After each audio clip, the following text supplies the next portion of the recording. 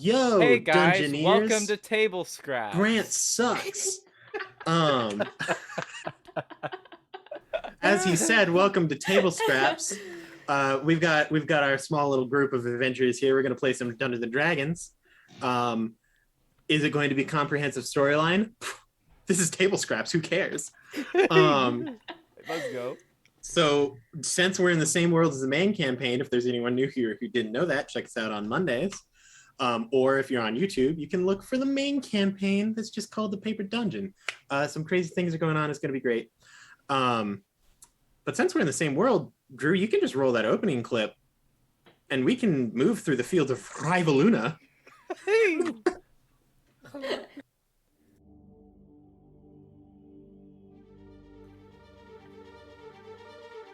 Welcome to Nicomuras, a world full of sprawling cities and dark secrets. In the wake of the trial, a divine act of righteous judgment, the world has been launched into an era of rebirth. But there are those who still lust for darkness and ruin. Follow us across the continent of Talira, from the deserts of Elon Ryan to the fields of Rivaluna. Deep in the Bloomrose Ocean and high above the Alisar Mountains, our story will see our adventurers through glory, fear, and fortune as they make their way through the Paper Dungeon.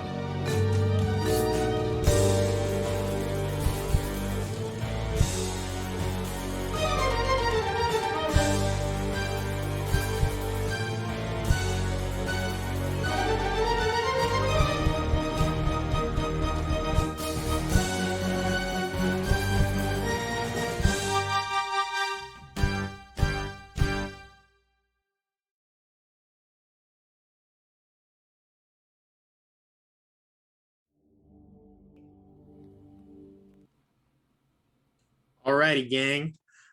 For a bit of a recap, just in case you didn't already know, this story takes place at the exact same time as the Monday story, just in a different area. So from the last episode, where they took a brief venture into the Shadowfell, discovered a strange creature, and killed an old woman. But she was crazy. It was fine. You guys killed an old woman? Yeah, that happens. Oh yeah, Normir, you weren't there for that. Actually, Normir got lost in the tower. Actually, we didn't kill her. That is true. A bunch of rabid, pale hounds did. All right, well, if Right. that's the case, then you We guys just are failed off the to hook. help. It's all good. A beautiful man died. That is a thing that also occurred. Yeah, it was But unfortunate. don't worry, it wasn't Normir. It was just DJ's character. So that's totally okay. To be fair, though, he was asking for it. To be fair, Yeah, absolutely. He always does. But we're gonna move. I think it's 2 weeks into the future. Something like that. You guys, give or take, we're going to move to the present day of this world. Which is episode 30A? 38, I believe. Yes. So some time has passed. A few things have been uncovered. You guys have been spending a bit of time in Beatrice's little kind of silver dimension, talking to Glorpy, aka Glorp, the Grand Mage of Muck, a very powerful wizard that was dissolved into a gelatinous cube, but retained his consciousness and eventually took it over. Drew, you obtained Beatrice's staff. I've talked to you about that. Yeah. But the Quicksilver staff, I can find one of the 19 Wait, books was that I have the scattered old around lady the the magic woman? yes. Yeah. room. Woman who died? Yeah, Beatrice is dead. She was so nice. No, Beatrice is she was super actually dead. horrible. She really yeah, sucked. actually, she was actually kind went of insane crazy. and was power hungry and trying It to was really bad. take over. Okay. the It happens, Shadowfell, you know? but- I saw that coming, I guess. I mean, that's Um, what happens when you're in your own little world with a square for a friend for so You're long. right. You're right. It's entirely what happens. I'm trying to find the thing. Drew, do you remember what the name of it was? Because for the life of me, I can't. He's gone. Oh, Yeah, Drew dang it, left. Drew. This is table scraps. Well, It let me doesn't tell you, matter, table right? scraps people, if there are any. The staff functions as an atlas of endless horizons. It gives you a lot of power over dimensional shifts, so moving between the different planes and stuff like that. It can also kind of teleport you around a bit when you get hit by attacks. Sylvie, while prowling through the house looking for goodies, mainly money, you do find a unique little coin. Specifically, this coin is about the size, it's about like that big, like a large silver dollar, like an oversized gold coin. Now, the remarkable thing about this is it isn't just the coin that you find a tiny, like smaller than a pseudo dragon that just is on the coin, arms fully outstretched, holding on to the edges of it. This tiny little dragon, and immediately it recognizes you as a kindred spirit, a lover of gold, and a fellow protector of this dragon's hoard, which is this singular gold coin. And so it functions as a magical item for you. You gain the dragon's blessing. So you have magic resistance, so you have advantage on any saves against spells. And also, 3 times per day, you can either grant advantage or disadvantage to any roll, assuming it is a check, save, attack roll, something along those lines. So you gain... Is that on just my rolls? No, you can also give them to enemies, but it must be before the die is rolled. Okay, and that's 3 times a day? Yep. Cool. Within a range of 30 feet, let's say. So if they're like across the world, you're not like, you suck. And they're like, oh. Epic. Normir? I'll ask you a question. You were only there for half of it. Do you think you deserve a magic item?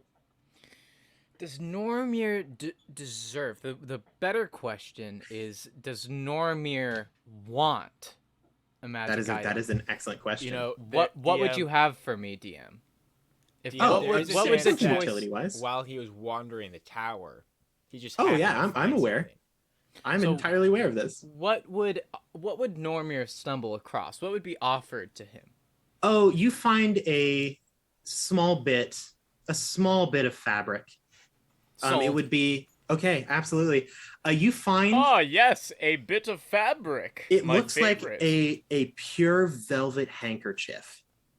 Score. Like What does it black do? velvet. When you unfold it, it is a large round hole, like big circle, that it is a portable hole. Yes, If you place it on the ground, it functions as just Yes. a 10-foot hole in the This is my ground. favorite. Oh my god. It weighs practically nothing regardless of what is in the hole. Okay. In my opinion, bold opinion, better than a bag of holdie or a handy haversack. I'm just saying, this is my own personal opinion. Normir says, "Wow, this is better than a bag of holding or a haversack." Good enough. A handy haversack. And he turns to whoever's next to me. Oh, it's Glorpy. He turns to Glorpy and says, "Gelatin Man, I discovered a hole." Ah, yes. It's a portable hole. Very exciting. I Yes. don't want to miss and hit my shield, though. That would be bad. And he sticks it in his pocket. His breast pocket that he now has. Yeah, just sewn into his chest because he doesn't No. wear armor. Yes, it's sewn into his chest, and it's actually a different color than his armor. Let's say it's like it's blue. You mean the It's a armor that you deep don't wear. blue. It's a deep blue, and yeah, Sticker. It's just a Yes. tattoo of a pocket. yeah, and it's folded like a handkerchief. Yeah, Like, it's has a little real triangle. classy. Yeah, it's real classy. On one of the many belts that circle your body, because you're a barbarian and who doesn't love belts, you just have a single normal pocket that's been sewn on there that does Yeah. have a really fancy little black handkerchief. It's a denim pocket. They Yes. actually denim doesn't exist in this world, I don't think, but it's the Well, it closest. does now. It's the closest to denim you can get. It's like Oh, the it's- up and coming. It's kind of ahead of its time. Grant, just for you. Normir, this is absolutely a Normir invention. Normir discovered denim. I don't know how. That's canon. We don't. It doesn't That's matter. canon. It's canon. This is a 19 on die. You that know, I it's just rolled to see if you discovered denim. it's a little bit ahead of its time. Oh, yeah, Nobody I really mean, thinks it's that 100%. You've cool. brought it up to a couple of investors, and they're like, "Oh, it'll never catch on." Yeah, they're like, why do that when you could just do leather? I mean, leather Exactly. is better. Absolutely. And So he says anyway, it's comfortable and hardworking, and they still don't listen to him. no, they never do. No one ever pays attention to it. They're like, "Oh, some dumb barbarian." But a little bit of time has passed. You guys have been hanging out in the town of Avarice. Things are kind of in an uproar now that the Archmage is dead or missing. No one really knows, but she hasn't been seen for like 2 weeks or something like that. She'll be back any minute, I swear. Yep. The government has just assumed that she's dead, or at least will never return to the city. Avarice is a city that is very used to terrible things occurring, and they just get over it real fast. So they are currently holding Archmage auditions as well. They have applications set up and stuff like that. And one day, while you're kind of walking through the streets, you and your gang, Sylvie, you always like to check out the message boards and the kind of the quest boards, because you never know, you might find a really cheap, easy thing where you can get some gold, just on the side. And you notice one of the like signs sticks out to you. It's this little, like, it almost looks like a handcrafted letter, probably made out of like homemade parchment, kind of green, very natural. It almost looks like just a sheet of bark that has been like pinned to this board, and on it says help wanted moving grains and other such forestry. But what sticks out to you is on the edges, in tiny little scratches. It almost looks just like a worn edge to the piece of bark is your specific, like the way that you learned thieves' cant. Exactly that. It is your thieves' cant. And what it says is, if you see this, we need help at the Grove. You saw this, brought it up to the gang, I would assume. And yeah. Mm-hmm. we are going. We gotta go. Yeah, we're going to. I assume that everyone goes along. We're going to Adventure time. Come on, grab your friends. We are going to kind of zoom the camera in down on the entrance to this little forest grove. You guys are entering the forest. It isn't too far in, Sylvie, you would know to where the actual grove is. But these big, gorgeous, beautiful trees, oak and box elder trees, pine and birch, all sorts of big, tall trees, very forested, mountainy. And there are these little, like, not quite cobblestone, but just stepping stones that have been sunk into the ground, and they have little like wild flowers blooming up among them. The grass almost looks trimmed, but still natural. It is approaching evening as you guys walk along this path. Fireflies, gold and yellow, reds, purples, all sorts of different colors, even green, kind of begin to float around you, just like specks of light. There is no light in the forest, but it is still lit somehow. You think it's just from the natural, like, bioluminescence of some of the creatures. Some birds, you can see two of them are sitting on a branch. They kind of nestle up against each other and begin to coo. All very relaxing and peaceful. And you guys walk along this path and you come to, there are a few turns that Sylvie guides you down. And eventually you get to, there's a little signpost that sticks up, a very classic, like wooden, like old signpost that points one direction. And it says, Toss Cobble Lane. You guys proceed down there, and then at the very end, kind of in like a cul-de-sac-esque movement of these stones, like a clearing, there's a nice little like pool in the center of it with some frogs on lily pads. Even more fireflies begin to kind of float around. There's this massive oak tree. It's almost the size of like a small redwood. And into the tree and kind of into like a bunch of the trees that connect it, you can see pathways and bridges that link these trees together. And this big center tree just has like a door cut into it. There are little bird houses hanging around all of the trees and stuff. And you can see as the sun is beginning to set, there are 6 halfling children kind of playing in the yard in front of this tree. One of them is like sitting against the house reading a book of some kind. 3 boys, 3 girls. And you can also see through one of the windows in this tree, which is just an open cut, like no glass.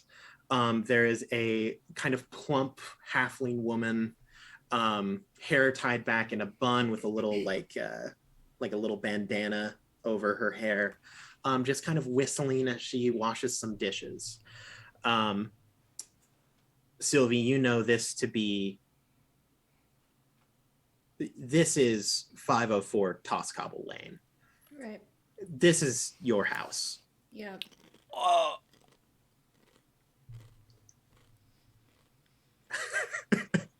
I don't want to talk about it. Okay. Hey, Sylvie. What? Normir. You look more disturbed than normal. You want to tell us about it? Is taking every ounce of my being to not just throw up right now. It's the smell.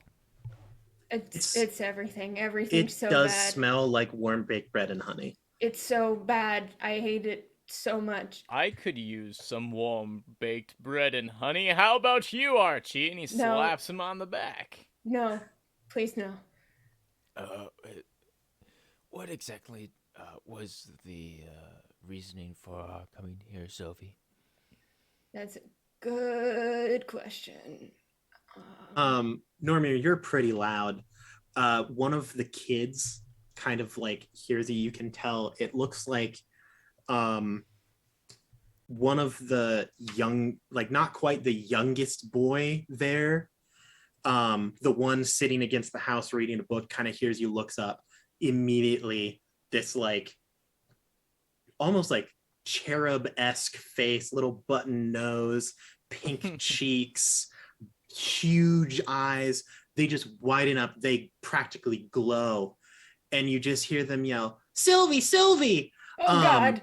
And immediately all 6 of the kids, they like snap to look, and it's like a small halfling stampede. Normir draws his shield and says, "Do not touch her. State your business." Normir. They pay no mind. They just swarm you, and they Oh, God. Sylvie. It was They're a good effort, attacking. Normir. It was Archie, a good effort. cast some magic or something. She just like awkwardly pats starts flipping each through his head. Is spell like, book. okay. Yep, there's still the same number of you. Okay. Yes, Sylvie, you would know these to be your siblings, to go from oldest to youngest in the order of 3 boys to 3 girls. It is Pebble, who is 15, Thistle, who is 13, Dewdrop, who is 11, Flutter, who is also 11, they're twins, Lily, who is 9, and Sparkle, who is just 8. These are the children. You can see the moment Sylvie is called, the door opens, and this kind of like very, very, imagine the most dad-like halfling possible, like kind of like overweight, wearing like a white shirt with oh geez, what are they called? Suspenders, that's the word. Suspenders, kind of slung over, holding up these like big bulky pants, hat on, just kind of like a farmer hat, like kind of just straw hat on, and he just goes, oh, well come on, oh, it's you, Petal. How's it? Oh, it's been so long. I'm so sorry. So sorry. Dad. I know you go by Sylvie. It's Sylvie, right? Yep, that's Wait. that's that one. What did he Well, say? come on. Your mother's waiting. She's just finishing up dinner. You know, we Okay. always make extra just in case you come and bring some friends. This is Archester, my boss, and this is Normir. He What goes over. ho? he goes over, he stares up at Normir and is like attempting, he has both hands up to shake your hand. Normir He's shakes like- his hand. He like vigorously shakes it from like way down. This is he my goes over dad. and he's like, "Oh, so nice to see some of Petal's friends. Dad, Sylvie, I'm sorry, I'm you. sorry. Thank you. I'm Sonny Tumblestrom. Come in. I'm so glad that you saw our request, honey. It's so good to see you again." Yeah, that's great. Okay, let's go inside, please. He says, "Now, kids, you clean on up and you come inside and get ready for dinner. Help your mother set the table." He leads you all inside. It's a squeeze for Normir. This is not it's not easy for Archester. It's practically downright uncomfortable for Normir. He's like he's sitting in a chair that only takes up like the width of one leg. It's just a stool, so he's just like in this like little crunched ball. Hey, Archie, could you scoot over a bit? Yeah, sure. Thanks. My knee is going right into the table leg. You see kind of bustling around the like kitchen dining room area, this very like Midwestern home like layout of like a farmhouse building, like where the kitchen dining room is kind of connected, that leads directly into a living room. Upstairs, like kind of upstairs, like that's where all the bedrooms are. This is a big tree, not big enough for Normir, but you do see It's literally a tree house. yeah, it is a tree house. I love it. Real quick, DM. Yes. I just look at Normir. I just kind of pat him on the shoulder. I'm gonna cast polymorph. Oh, this is great. And A just frog. and basically use it to shrink him down to halfling size. I am totally okay with you to create this new race of polymorph, which is just a tiny Goliath. Yes. Wait, It's just can a- I be the height of the back of the chair so I'm just standing? Like, I will, at the table? I will allow this. Now, specifically, Archester, I'm gonna theme this because this will actually play in very well. You didn't intend to make him this small. Oh. You were like, oh, I'll just make him to like the size of like a, I don't know, like a halfling or maybe like a dwarf or something like that. And then he ended up like a foot to 2 feet tall, like just real tiny. Yay. Normir goes, "What are you doing? No, Archie, what have you done to me?" And he looks up at him and he says, Put me back. I don't like being this small." Hey, it's not that I bad. thought it would be more comfortable for you. Well, yeah, it's more comfortable, but how am I supposed to do anything like this? I mean, everything is halfling size here, so. Well, I'm like half a halfling. I'm a quarterling.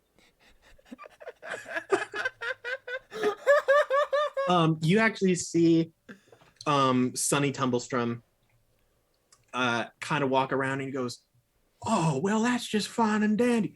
You made such good friends. I'm so surprised you actually know a little bit of our magic already. Oh, that's so nice for us. Honey, come in here. You gotta see something like this." You see Mrs. Tumblestrom walk into the room. She has 2 like platters of shepherd's pie in her hands. She's telling the kids are grabbing like plates and setting them on the table in front of you. These nice little like wooden plates and bowls and cups and stuff. She sets these on the table. And she says, "Oh, well," she goes over and she kind of frowns, and you see Sonny go, "Oh, Sylvie, you know how your mother dislikes the scarves in the house. Would you mind? Please.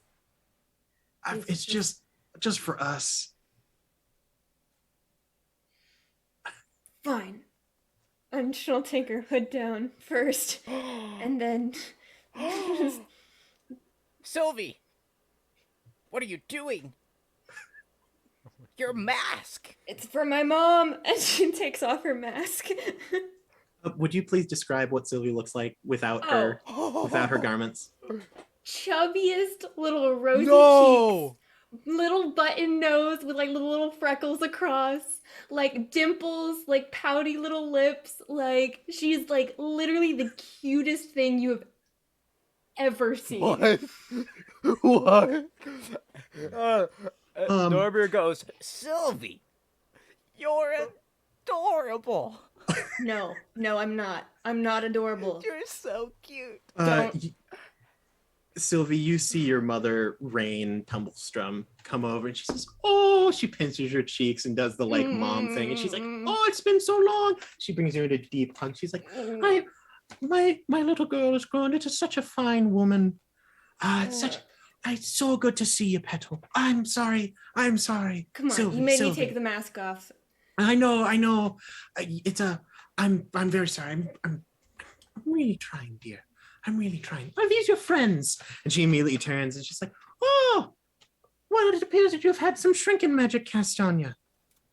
I don't like it. Well, I mean, it is a bit roughly done, but it's fine work. Don't you worry about a thing. Can I assume that you're the caster? yes, Chester. Oh, well, my name is Rain Tumblestrum. You can just call me whatever you'd like. You can call me Rain. You can call me Mrs. Tumblestrum. You can call me Sylvie's mom. Yeah, it's fine. How about... I got nothing. That's fine. I've never been called I've got nothing before. I really tried but... to come up with a pun, but I came out dry. I'm so sorry. And then the kids kind of take their spots at the table. And she says, "This is Petal, Thistle, Dewdrop, Flutter, Lily, and Sparkle. I have said Rain, and I'm sure my wonderful husband has already introduced himself as Sunny, and we are the Tumblestrums. You've already met my fine daughter, Sylvie Tumblestrum. It appears as though, as you know each other quite well. But come on, eat.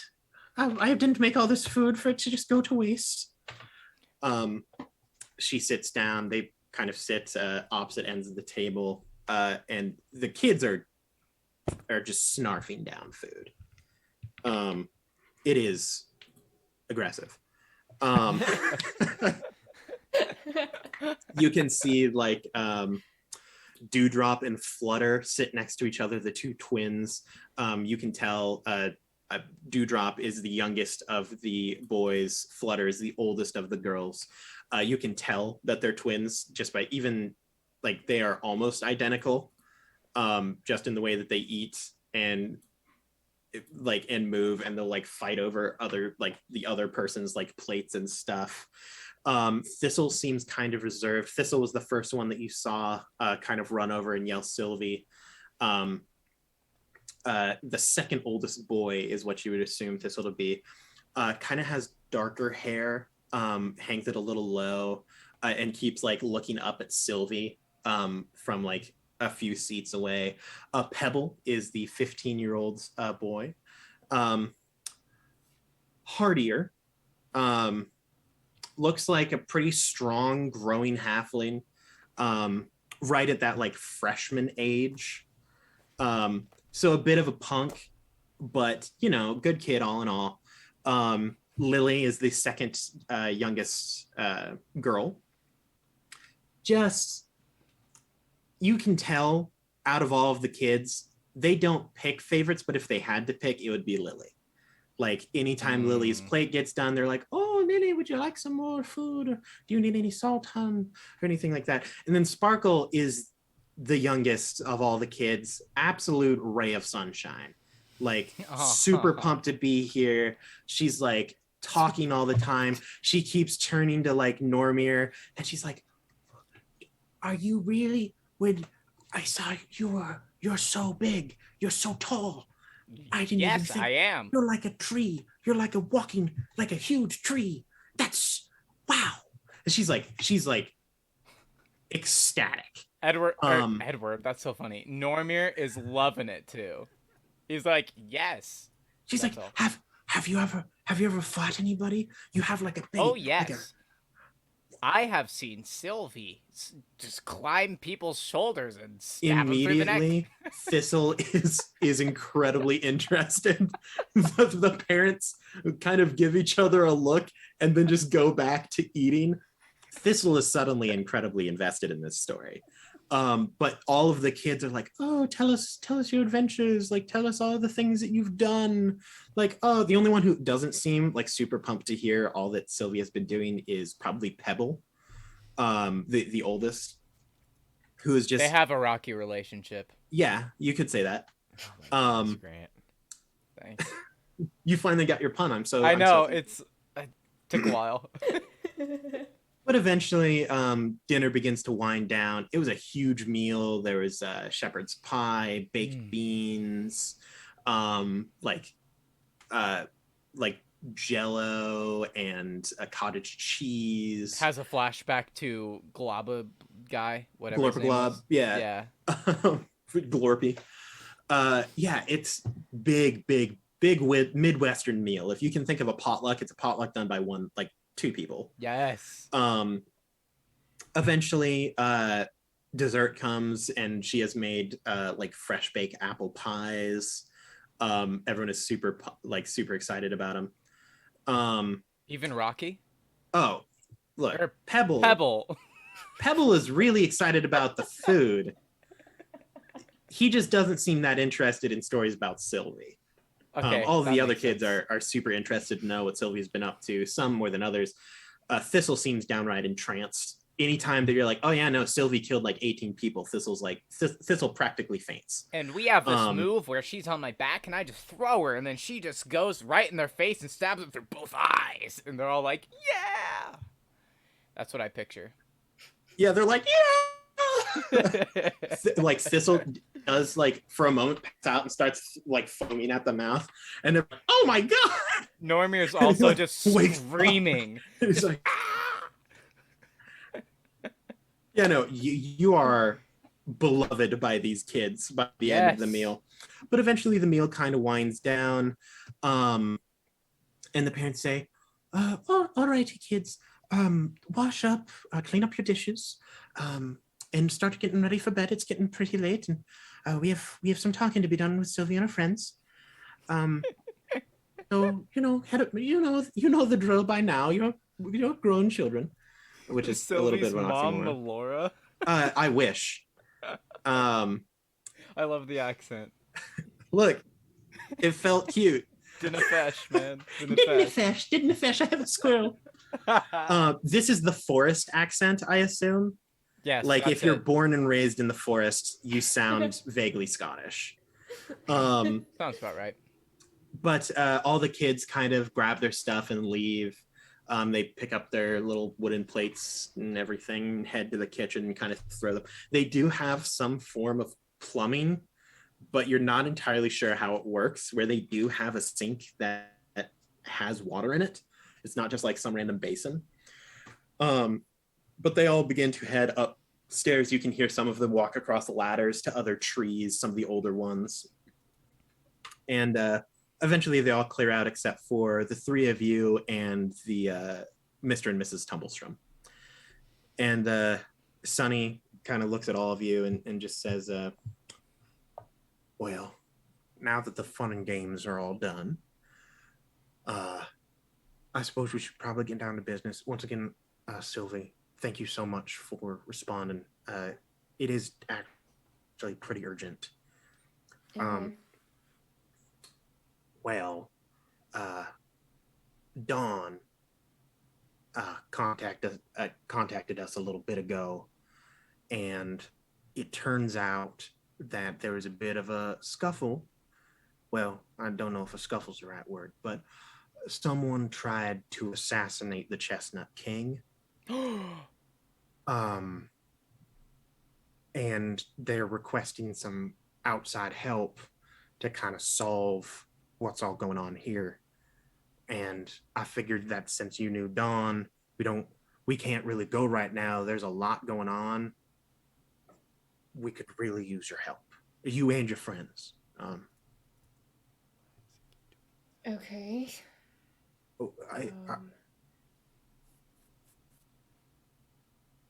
Well, I mean, like, does this mean we need to like? We would need to send you to the Undergrove. Okay. Thank you, Peter. I'm so glad. I'm so sorry. Forgive my rudeness. I don't know if I ever caught your name. I know that you're Normir. The kids were yelling it throughout all of dinner. And you're Archie? Chester, yes. Archester. It's nice to meet you. Well, a little bit of information.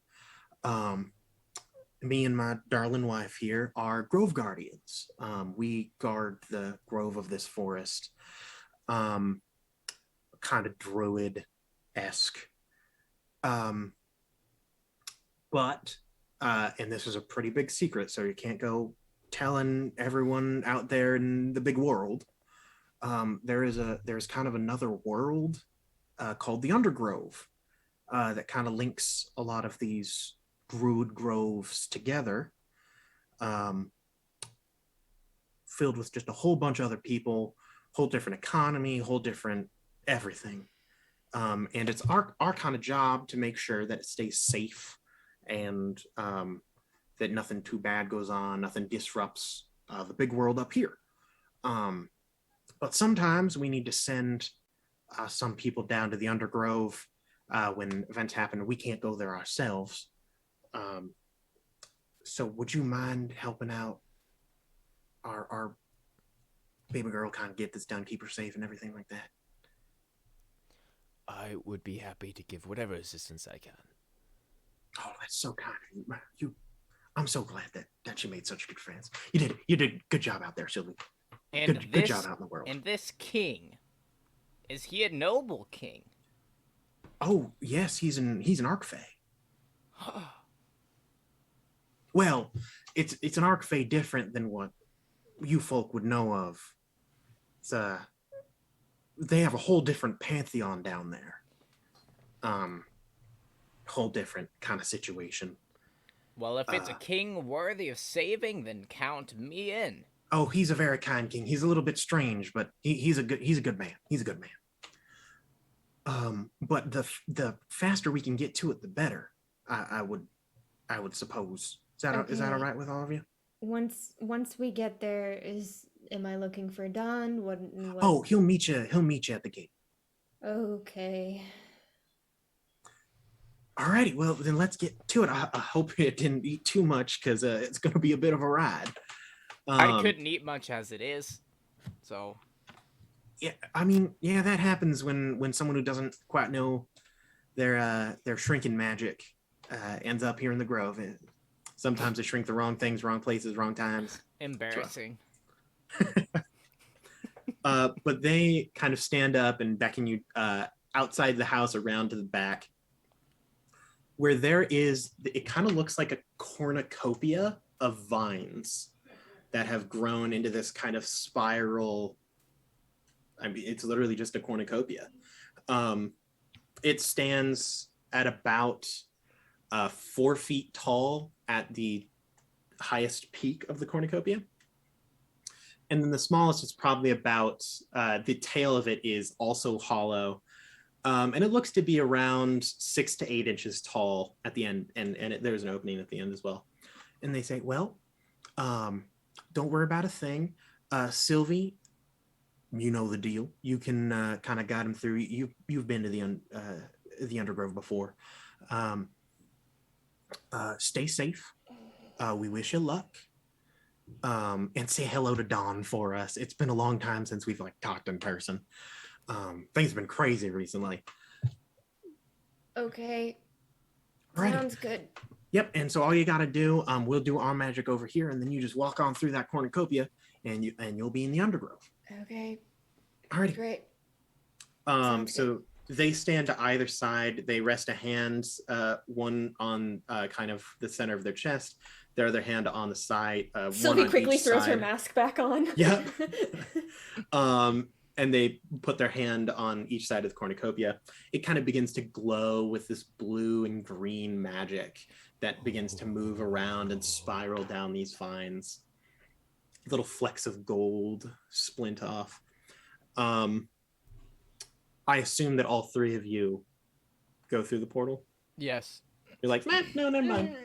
Screw You you, know Aaron. We don't what? want to follow your plot line. You know what? On second thought, I cast Gravity Fissure on the house. Just and they're like, we are Arc Druids, and turn into T-Rexes. Wouldn't be our first time. But you you all head through this cornucopia of vines, and this weird sensation of like motion sickness. Kind of. Sylvie, you're pretty used to it. The other two, you've encountered a lot of weird feelings recently, so this is probably the tamest of the like, oh, this is a strange sensation. And slowly as you walk through, you get you start off and you like kind of duck, but then you realize that you don't need to duck to get under the 4-foot like big end of the cornucopia, and eventually you reach the bottom tail and kind of curve out to the side. And you are now standing, you look up and you can see the Tumblestrums.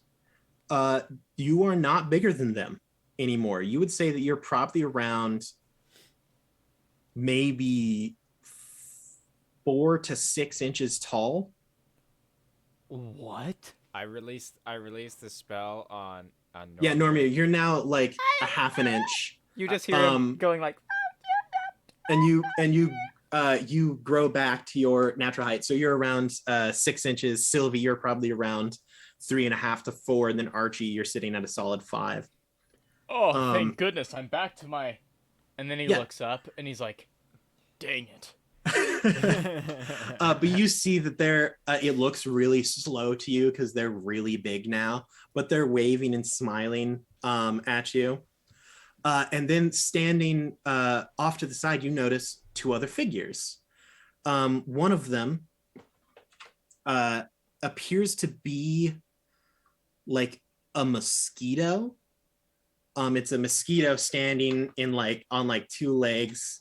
2 of its arms are kind of on its hip. The other one's holding what appears to be a little rolled cigarette. And he has a little fedora on. And then to the side of him, there is a weasel.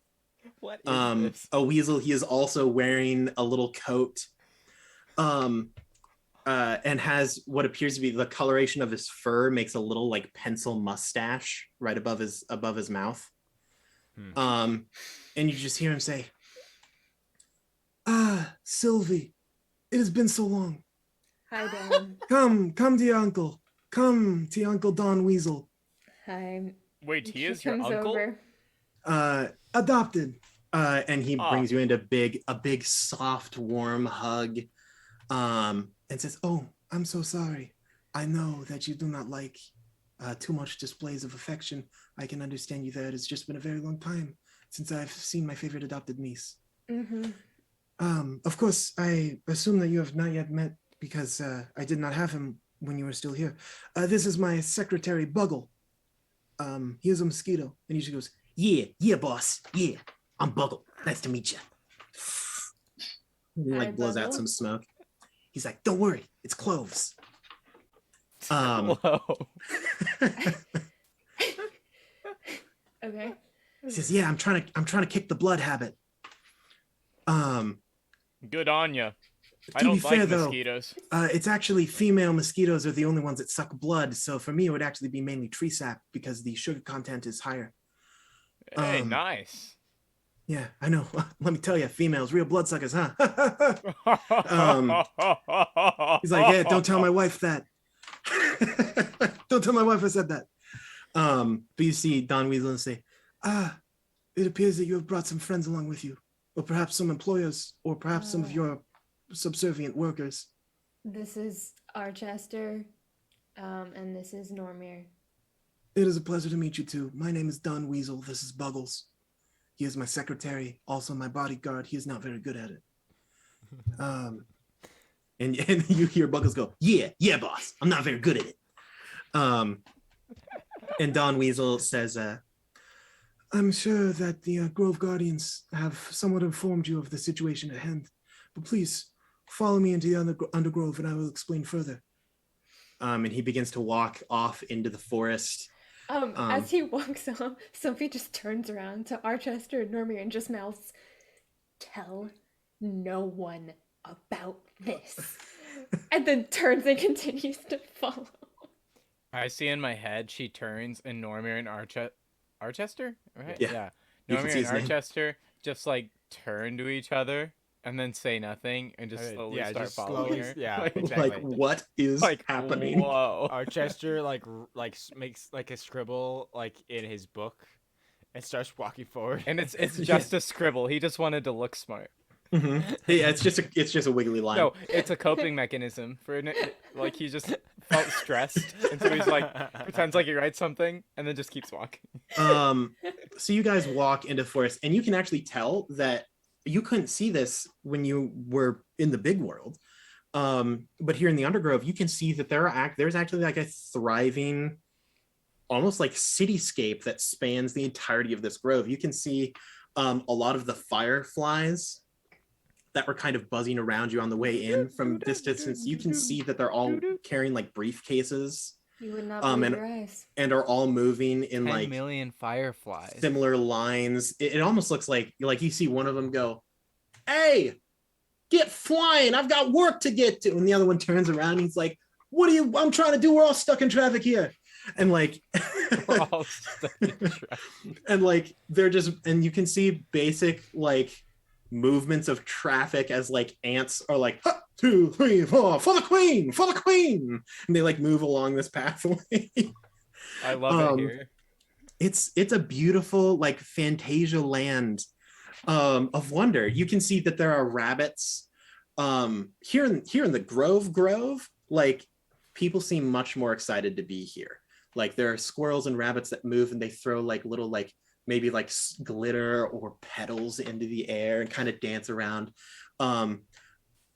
2 butterflies come down to each of you and drop little like garlands of tiny little flowers around your head. Yes. But as you move deeper into the forest, you move kind of under the darker leaves, these big tunnels, things start to get a little bit shadier. And I mean that both literally and in the terms of the people that you see here. You see there's some like forest mice that look a little sketchy. You see a gopher who does attempt to sell you something, but you're not sure what it is. Okay. But he's wearing like kind of a trench coat and he like pops up from a hole and he's like, hey, you big man. Me? Yeah. So you want to buy some dandy? He Sylvie like just opens peeks around Normir and glares. Yeah. Oh, my bad. It just kind of sinks back down into his hole. Man. Oh, fantastic. I'm loving this. And eventually you reach a big fallen tree.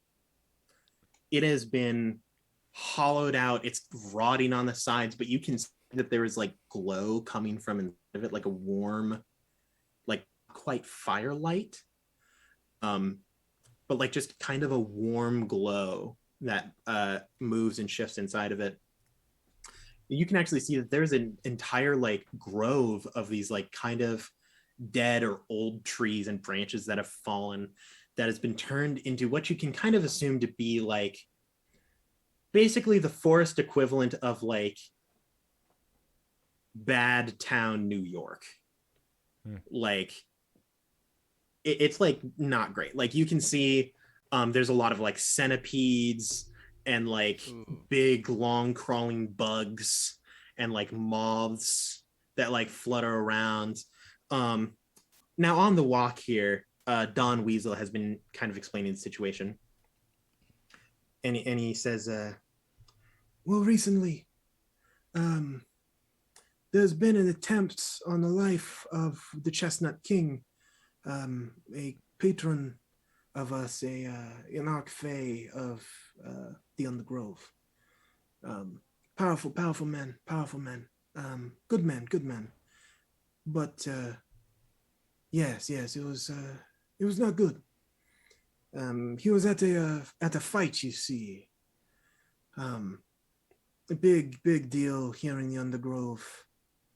It's simply known as the cage. Oh. A lot of people like to stop by and walk in. Some more sultry folk kind of stop by and watch. It's a big event. Happens, once a week. 5 fights in a night, give or take. Are And, weapons allowed? I mean, that depends on how well you can get them through the door. Yeah, boss. How you can get them through the door? Normir just turns to Sylvie with a huh kind of look. Sylvie, you do know of this place. The cage it's a big deal. Well, it's a good it- thing I don't quite require any weapons.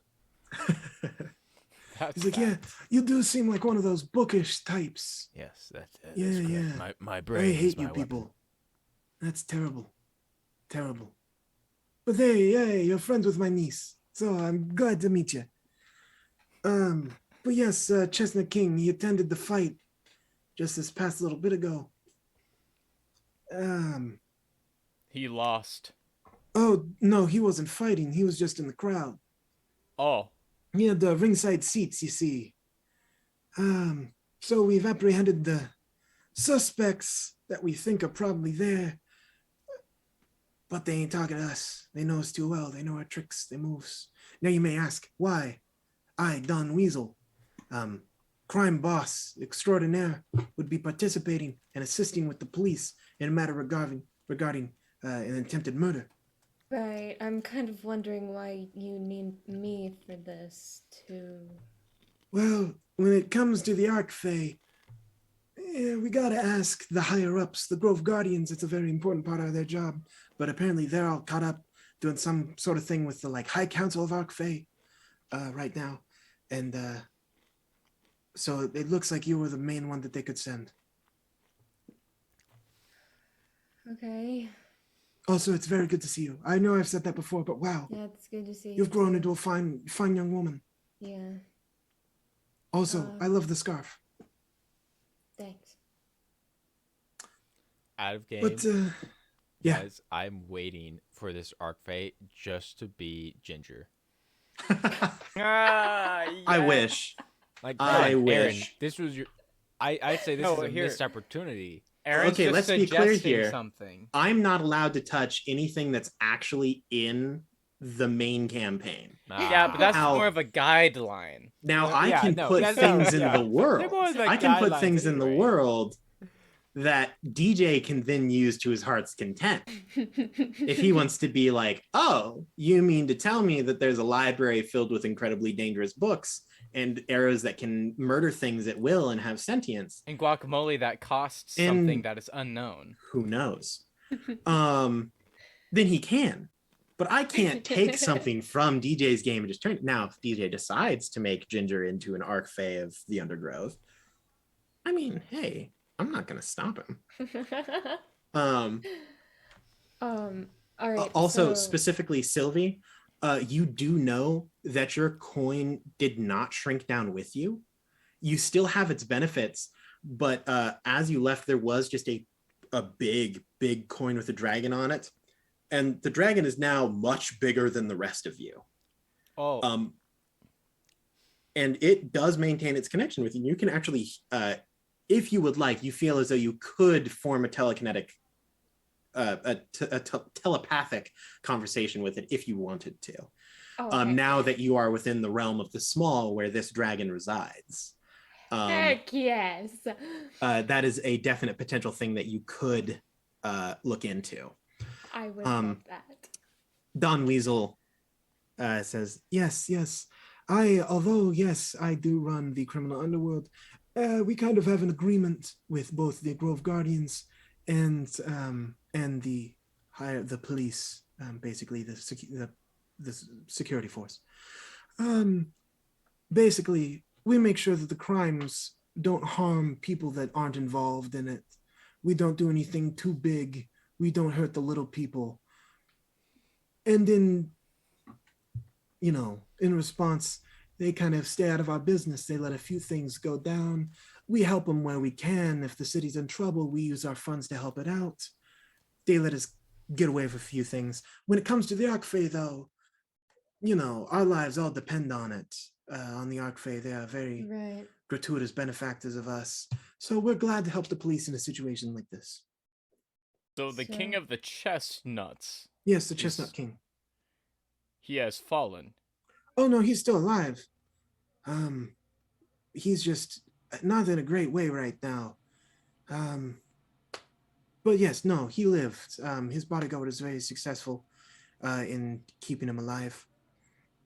Plus, the cops had an undercover man on him who was able to kind of round some people up. So And what get do our we? suspects. What exactly do we have to do? Basically, we have the suspects here. We need you to figure out what happened and who needs to be charged, taken in, or if it's too bad for the police to be removed. Right. What have you tried? Well, they all know us, so they're pretty tough customers down here. So we pretty much haven't gotten a whole lot out of them. Out of the list of people that we have right now, there's a human named Sketch. Sketchy. Yeah, that's what we said. We thought it was kind of funny. He didn't find it that funny. That's He was one of hilarious. the fighters of the night. There was his opponent, Ripper. He's a beetle. He's a box elder. Oh, Yeah, box elder beetle. He was Sketch's opponent. It was a 1v1. You know how it is in the cage. There's a known mafia member, not of our group, different criminal organization named Frost Tittles. Big in the fairy mafia. Big in the fairy mafia. There was a man named Scruggs. Scruggs. Yes, with 2 G's and a Z. And he's a known hitman that was near the Chestnut King at the time of the attack. There's a rat named Chatter. He's literally a rat in both the sense of he's a physical rat and also an absolute narc. Well, it's kind of funny that it was named after cheese. No, Chatter. Yeah, the Like- cheese. Oh man, you're really dumb, huh? There's also I figured we should throw him in here. There's another fairy, pretty big up in the business. He's a philanthropist. That's his main purpose. Good guy. He's been around a lot. Figured he might be able to help you out on this. His name is Sun Ray. S-O-N Ray. Most people just call him Ray. Wait, like Ray, like R-A-Y or R-A-E? No, like R-A-Y. Okay. Yeah. Son. Ray. Keep up, Normir. Uh-huh. I'm uh-huh, trying. Yeah. Get it going, bud. But I have some business that I need to do, so I'm gonna have to. I'll leave my I'll leave you in the capable hands of the chief of police. His name is Colonel, Kernel, like a kernel of corn. And him and his undercover cop. His name is Snake. He's a snake. It's about at this time your approach. Wait, hold on. Oh, what? Is he literally a snake? Oh, he's a snake. So his name is a snake. He's a snake as the adjective, and he's a snake as the noun. Yeah. In every Because when you definition. said he's a snake, I didn't realize he was a physical snake. I thought he was saying No, he was his- the adjective. His but he's name is actually Snake, and he is a snake. He is literally a snake. Yeah. Snake And is he's a sick. snake. You know what I'm saying? As he says this, you are approaching this like cut down tree stump, this big oak tree stump that has like doors cut into the sides of it that like there's police tape up, which appears to just be like flower petals that have been woven together to make this like yellow and black like daffodil-esque caution tape. There's a whole bunch of thumbelines. The thumbelines that are down here you see are humanoids. But they're basically just like kind of like if you put a square and then a semicircle on top. They have a big like kind of snub nose, 2 big eyes off to the side. and they are wearing, all of them are wearing like full body suits. So like it isn't like they're wearing shirts and pants. It's like a cloak that it covers their entire body, like a kilt-esque that moves up, just has a circle where the head is and then turns into a big like floppy pointy hat. With a little bell on it for some of them. That is I'm not gonna adorable. lie, since you said thumblinks, all I can picture are. Did like you the, think of the thing, the No. thumbs from Spy the Kids, Gushing Spy thumb Kids? thumbs. Yes, that's the only thing I can. Not picture at all. now. I knew Like- exactly what people would think, but it like, not like that. I can't not picture them at this point.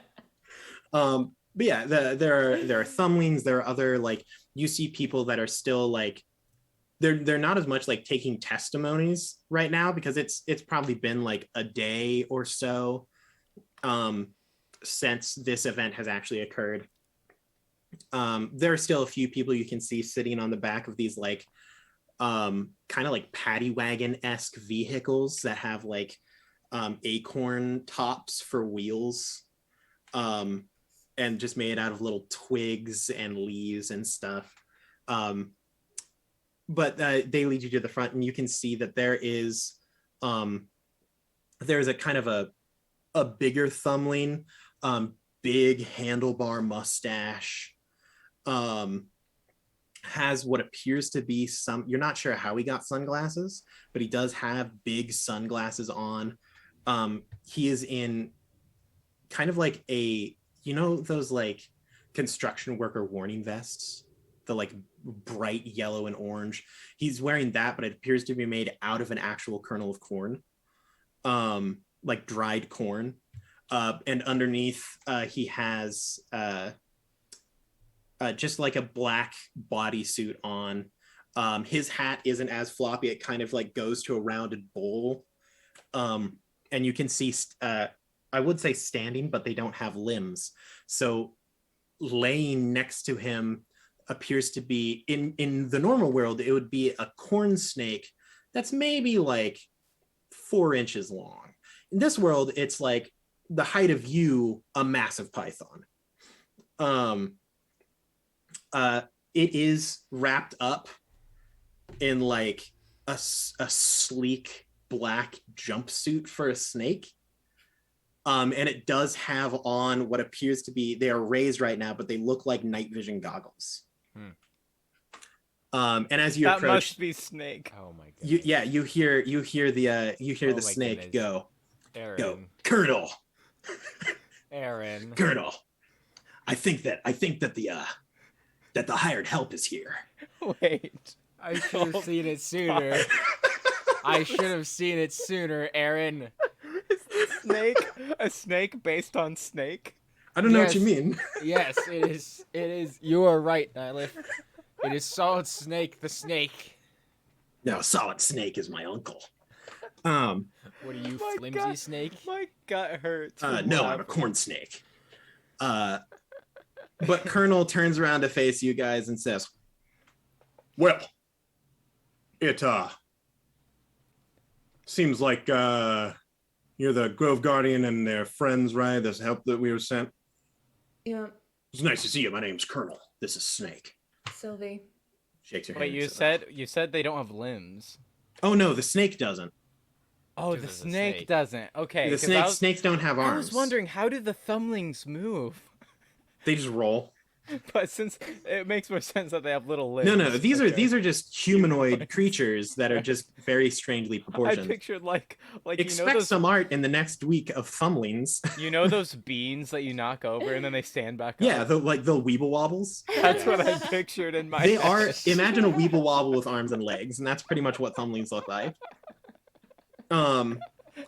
Also, they kind of look like the Russian like stacking dolls. Like that's the vague kind of Yeah, shape. Yeah. I'm so happy. He says, he shakes each of your hands and says, "It's good to see you. We could really use your help in here. They've really clammed up now that they know that we're kind of onto them. These people, they don't like to talk. Snake, tell them what you found out." Snake slithers over and he says, "Yeah, my name's Snake. We got that. Basically, Sketch and Ripper, not talking too much, clammed up a lot. They had a ringside view, but they won't tell me that they saw anything.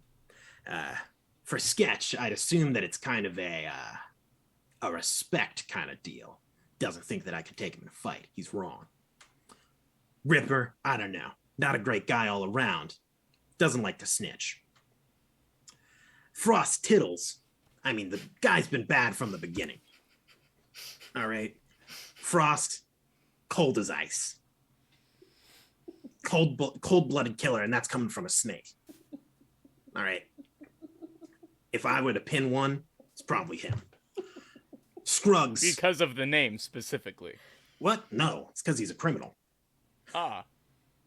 Obviously. Scruggs, the hitman. I'm assuming that it's him who did the job, but I'm pretty sure that Frost promptly hired him. That's right up their alleyway. And Chatter, man, he's been talking up a storm. Nothing I needed to know, but we have caught quite a few guys by using him. He might know something that I just haven't gotten out of him. And Sunray's a good guy. He'll help you out inside. Helped out a lot of people here. Good man, good man.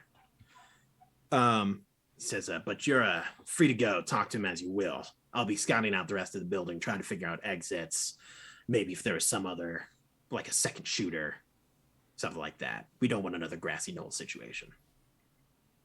Grassy knoll? Yeah, I did just make a reference to the Kennedy assassination. But Yeah. It was bound to happen. Grant, I You know, can't it believe happens, you can't man. pick up on that right away. I moving on. yeah, but he kind of lowers his head and like pulls up the caution tape for you guys to step inside, and then beckons in.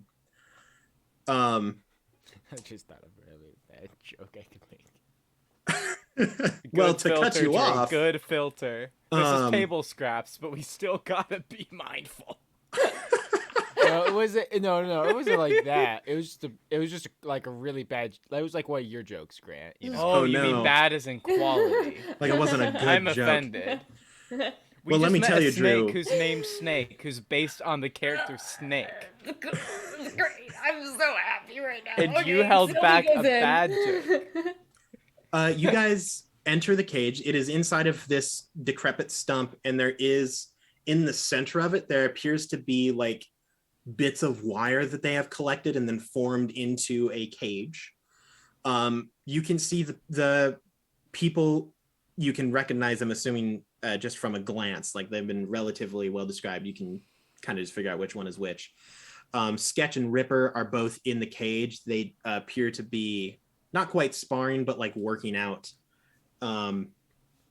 Tittles is sitting in the kind of like at the like judge table, like in a chair, reclined back, feet up on the table. He's got a cigarette in his hand, book in his other hand. Scruggs, this big buff, like thick thumbling, is kind of sitting on the side, Probably like hunched double-jointed. over. Oh, absolutely. Nobody Kind of laughed sitting- at that. That's because it wasn't Nobody funny. even grinned at it. I'm trying to Lydia, I tell a thought for comprehensive sure I you- story didn't here, hear Grant. it. What did you say? I'm sorry.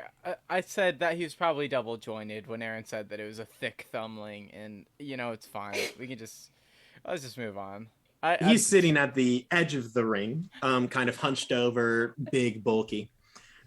Chatter, this rat, is standing next to a police officer, absolutely chatting his ear off. And then this like kind of glowing, like warm sunlight lit fairy, which you can assume to be Sun Ray, is kind of floating around, just kind of examining the area. He he floats over, kind of pats Scruggs on the back, like nods and moves away. And Snake, who has followed him behind you, says, you have pretty much free run of the place, so do whatever you need to do. Will do. Normir turns to Sylvee and pretty much says, "Well, you know this place better than I do. Why don't you decide who we talk to first?" Okay. Hmm. Who do I think that I can intimidate the most? Ooh, who can you? Well, Ooh, that's a in route. terms of intimidate, can you make an insight check for me? And I'll give you advantage. You know these types of people. You've been around them a lot. 14? 14. Well, you know, in terms of intimidation, chatter is always ready to talk. In terms of just conversation, you could probably leverage your like child of a grove guardian over Sunray. Tittles is a born and bred mafia member. Getting him to talk, intimidation might not be the best route for him. What if instead of an intimidation check, we used an intitildation check? Shut up. Scruggs is kind of similar. This is a hitman. Like killing is what he does. Mm-hmm. You're not too sure about Sketch and Ripper. You heard from the door that Sketch is kind of a like an honor kind of fighter where he's like, I'm not going to tell you nothing unless I know that you could beat me down, like that kind of guy. And then Ripper just looks like a freak.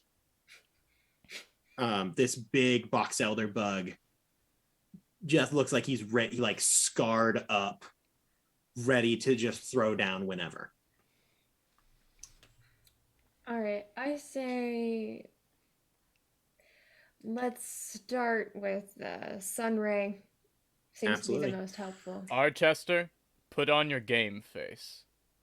As you guys head over to Sunray as he floats kind of away from Scruggs right now, just kind of heading around. He does catch your eye and begins to move toward you. I'm going to move to break. No, but Tittles. Wait, Ray, but Sunray. I hope that you're all having fun. We'll see you on the other side.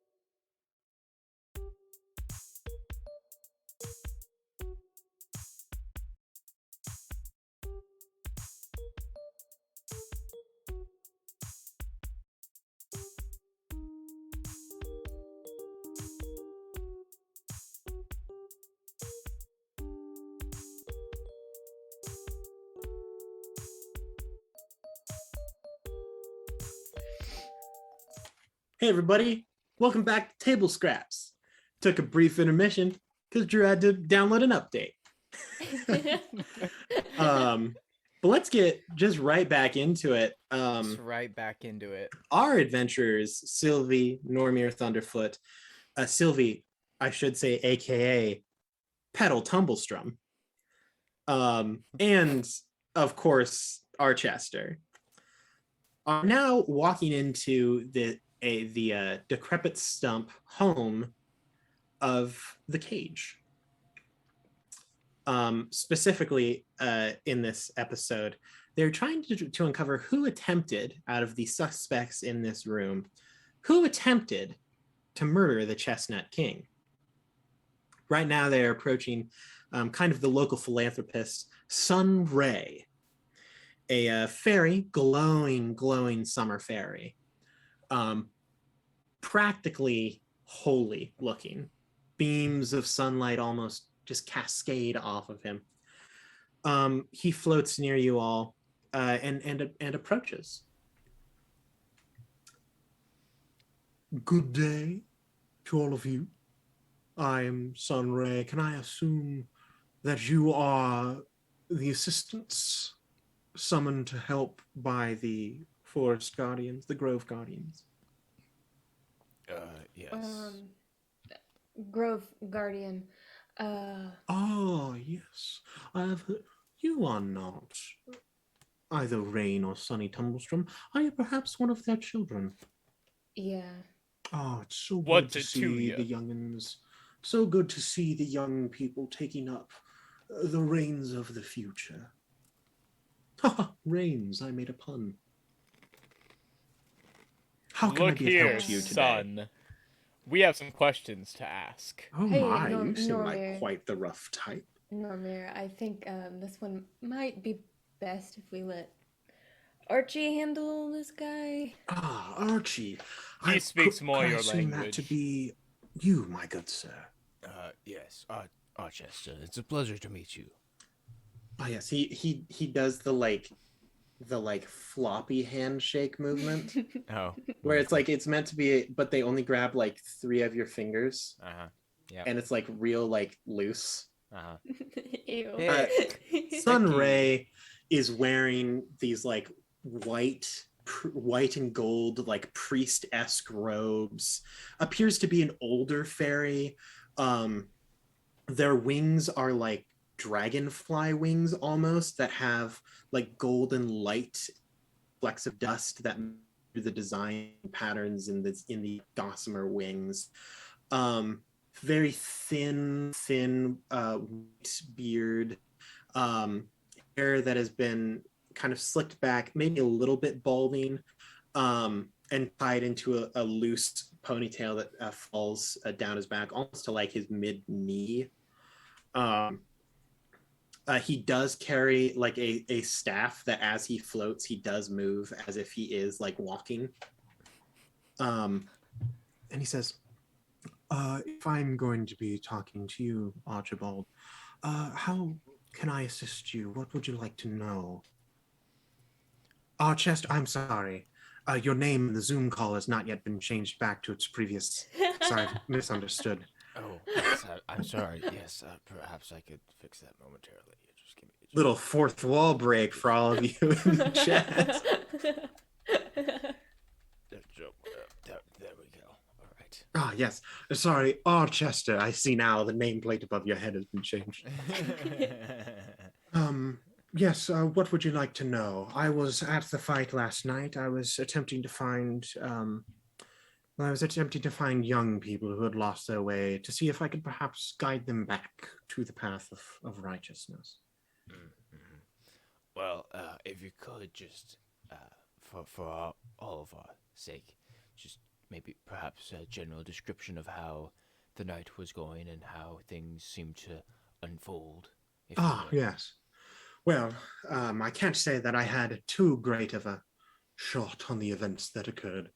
I was standing, he beckons there, all around the cage, there are basically bleachers that have been set up using small, flat pieces of wood. Very typical bleacher setup, all around the stadium. They go high into the box seats. You can also see that there are some like courtside, I don't want to say courtside, ringside, like standing room, along with like a table that you could assume would be like an announcer's table, something along those lines. And then there's also like the VIP section, which is right next to the ring. And he says, I was standing here in between the bleachers. There are some ruffians that like to hang around underneath and partake in some not quite stellar activities. I like to kind of round them up and convince them to head back home, for these fights take place very late at night when a lot of dangerous things occur. It was at that point in time I heard there appeared to be some form of shout that kind of cut through the crowd. I turned my head to look, and I saw that there was the Chestnut King, who was in the VIP section, had fallen. I couldn't quite see for what purpose, but security began to swarm the area. People began to run. There was a big ruckus. The fight was still going on. It didn't appear as though they entirely noticed what had happened. By the time I got over there, most things had been taken care of. But it appeared as though the Chestnut King had been wounded somewhere on his side with what appeared to be perhaps a dagger or a dart of some kind, which of course normally to his eminence would not be terribly effective, but something about it, perhaps it was poisoned or some other nature of the weapon, caused it to be very life-threatening. I'm ashamed to say that I didn't see where the weapon came from, as I barely had a clear view on the situation. Although, that big fellow over there, I do seem to remember him. He points over at Scruggs. He was standing quite near the VIP box, but he had already been apprehended by the security by the time I had gotten over. Interesting. And this weapon, is it perhaps still around to be looked at? Yes, I believe the police have it in custody as evidence. Yes. You said the Chestnut King was here too? Yes, it is at this point in time. You kind of look over to the side. There is you didn't see him originally because there is a wall of like shelled beetles, like basically like horned beetles, that have formed like a protective barrier around the Chestnut King. He is very far away from the rest of the people here, because it isn't incredibly wise to keep like the victim next to the murder scene. Yeah. Or but he is the potential murderer. Yeah. But at the same time, the police are like, well, we can't really do anything. We need his testimony, and the guardians are going to be here, so we can't like take him somewhere else. So they've just put basically the Undergrove equivalent of a fully formed like riot squad SWAT team like surrounding him. It's hard to even actually see what the Chestnut King looks like from the sheer amount of bodies that are stacked around him. I literally hope he just looks like a chestnut. And but we'll find out. Where was the Chestnut King seated? He was in the VIP section next to the ring. A terrible habit. I've seen him around these fights many times. He has a bit of a gambling problem. Interesting. I hear that he did put a lot of money down on, I believe the underdog was Sketch. He's a bit of a newer face around here. Ripper, I believe I've heard his name quite a bit more. So you think he put his bets on Sketch? Almost definitely, if I know anything about the Chestnut King. And how much do you know about the Chestnut King? I mean, plenty. He is an Archfey. I am a fairy. That's fair. It's Fey.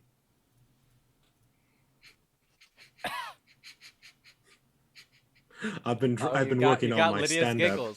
You got Lydia's giggles. Good job. That's not a great accomplishment, Grant. Pretty easy. Is there anything more that was that Sylvee you... in game, actually. Is there anything more that you three require of me? I've been attending to the other people that have been held here to make sure that their mental state is okay. An event like this can be very trying, even for the hardiest of souls. You're so kind. I do. Yes, Archester. I just thought of something. Oh no. And I have a question. So, it has been 2 weeks. And I recovered the spell book of Beatrice Snapcaster. Yep. And she did possess the spell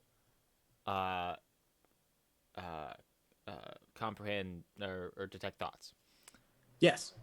What do you say would be the possibility that I could have inscribed that into my own spellbook?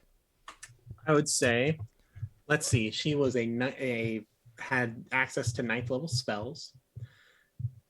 Wizard, which means she has a lot of spells in there. I'm going to say that it's probably in, I'll give a I'll give you a solid 25% chance. I'm going to roll a d4 Oh, 'Cause- okay. because screw percentile die. That's way too confusing, especially if it's 25%. I might as well just use something with 4 sides.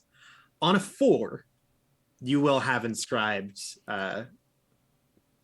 detect thoughts. Okay. Man, that's higher than Aaron usually rolls in our campaign with the D20. So Unless if fingers you would like to crossed. veto me and force me to use percentile die, I will allow it. It's up to you, Archester. We'll see. I'm trying to determine what would be more likely based off of Aaron's ability to roll dice. Well, let me tell you, Drew, it's the same percentage, 25%. Well, but see, the thing is, it's basically me determining Which is, dice would likes Aaron more? Would Aaron be able to roll high on a D4 or roll low on a percentile? As Tarak, who uses a D10 hit dice, I have never rolled below a 9. That's not a D4. But it is a Exactly. D10, which is percentile dice. So That is true. Okay, that's fair. That's fair. Sure, go ahead. D4? D4 it up, sure. I rolled a 3. Ooh, so dang it, close. Aaron. Oh, we were so close to being actually somewhat useful in this. Agony, far more painful than yours. That was Um, awesome. you right now, you're looking at the book and you're like, I can see the spell. I know that this is it. Why didn't I take this? Right. God dang it. Or it's like, I thought I took this. Did I not take this? I was choosing between 4 spells and I didn't choose this one. Man. I'm going to look at Sylvie and I'm going to look at Normir. I'm going to say,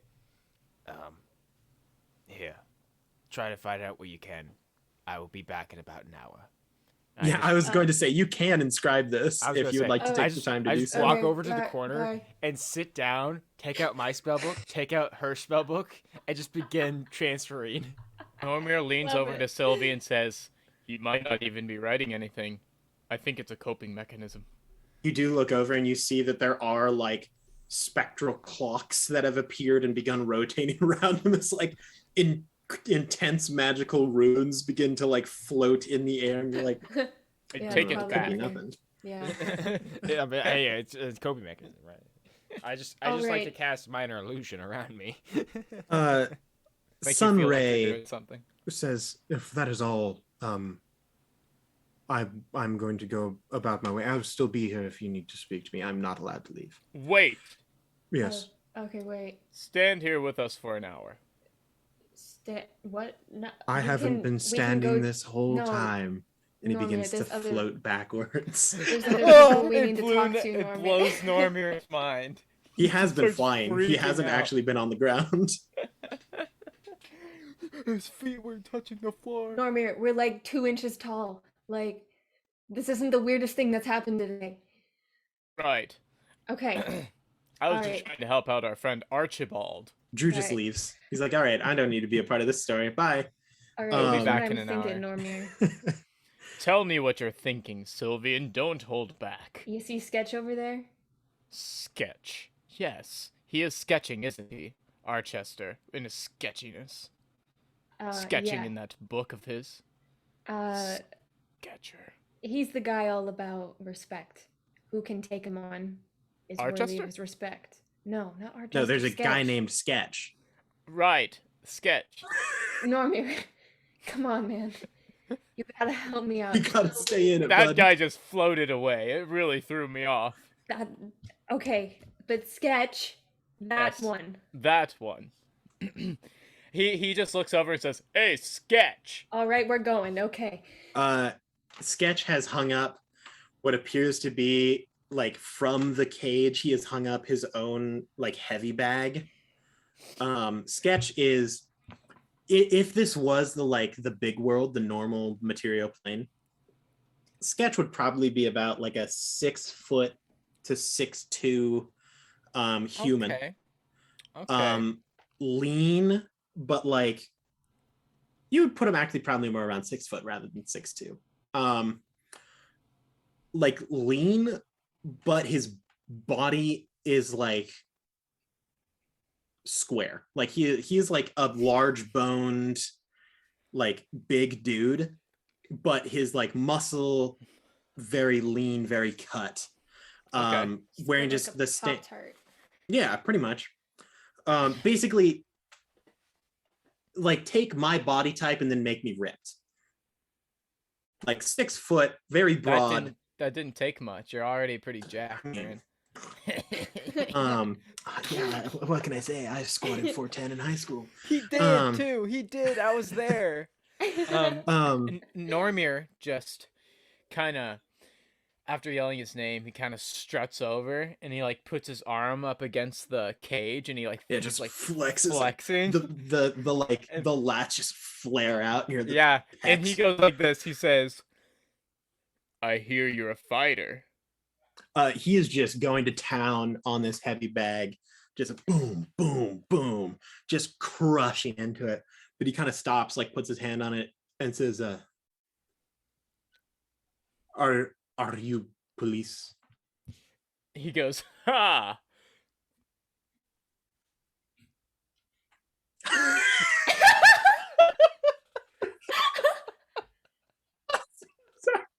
I was really expecting anything else there. I was expecting anything else. Oh my god! And then he goes, he goes, "I see her going to town on that bag." He goes, I've seen the- better. he My walks camera over to, won't even cooperate. oh, it's good. Sylvie's just rolling a stealth check. Kind of fades in behind Normir. And he walks up to the cage and says, how can they help you? Normir kind of leans in and he goes, "Listen, we both know what we know. Do you know?" I have no idea what you speak. I need you to tell me. Gosh, I can't do this. I need you to tell me straight. I heard the king bet quite a bit on you. Yeah? How'd you manage maybe that? it isn't. Man, you're a new fighter. I know what it's like. Sure, you look the part, but nobody's seen it. So how? I just want to know how you got in with the king. If I'm gonna get out in that ring, I want to make sure people know me. So who do you know? Ooh, can you make a persuasion check with advantage? With advantage? Yeah. Yeah. What is this kind of check? Kind of? Persuasion. Oh, okay. That's a 17. 17. You see, when you mention like, man, I want to know how to like do the thing that you do, like get in with the king, like get it going on and stuff. When I get into the ring and stuff, you see he does kind of soften up a bit. He says, "You are wanting to be fighter." And then he just kind of puts his arms out and spins around. He says, "Well, look at me. Of course I want to. I've been training for these kinds of things my whole life." He looks up and down. He says, I mean, yeah, you are big, but I don't know. How fast are you?" When I'm not carrying my shield, which I recently got, pretty fast. All right. So you use weapons. You use like big axe. I see big axe.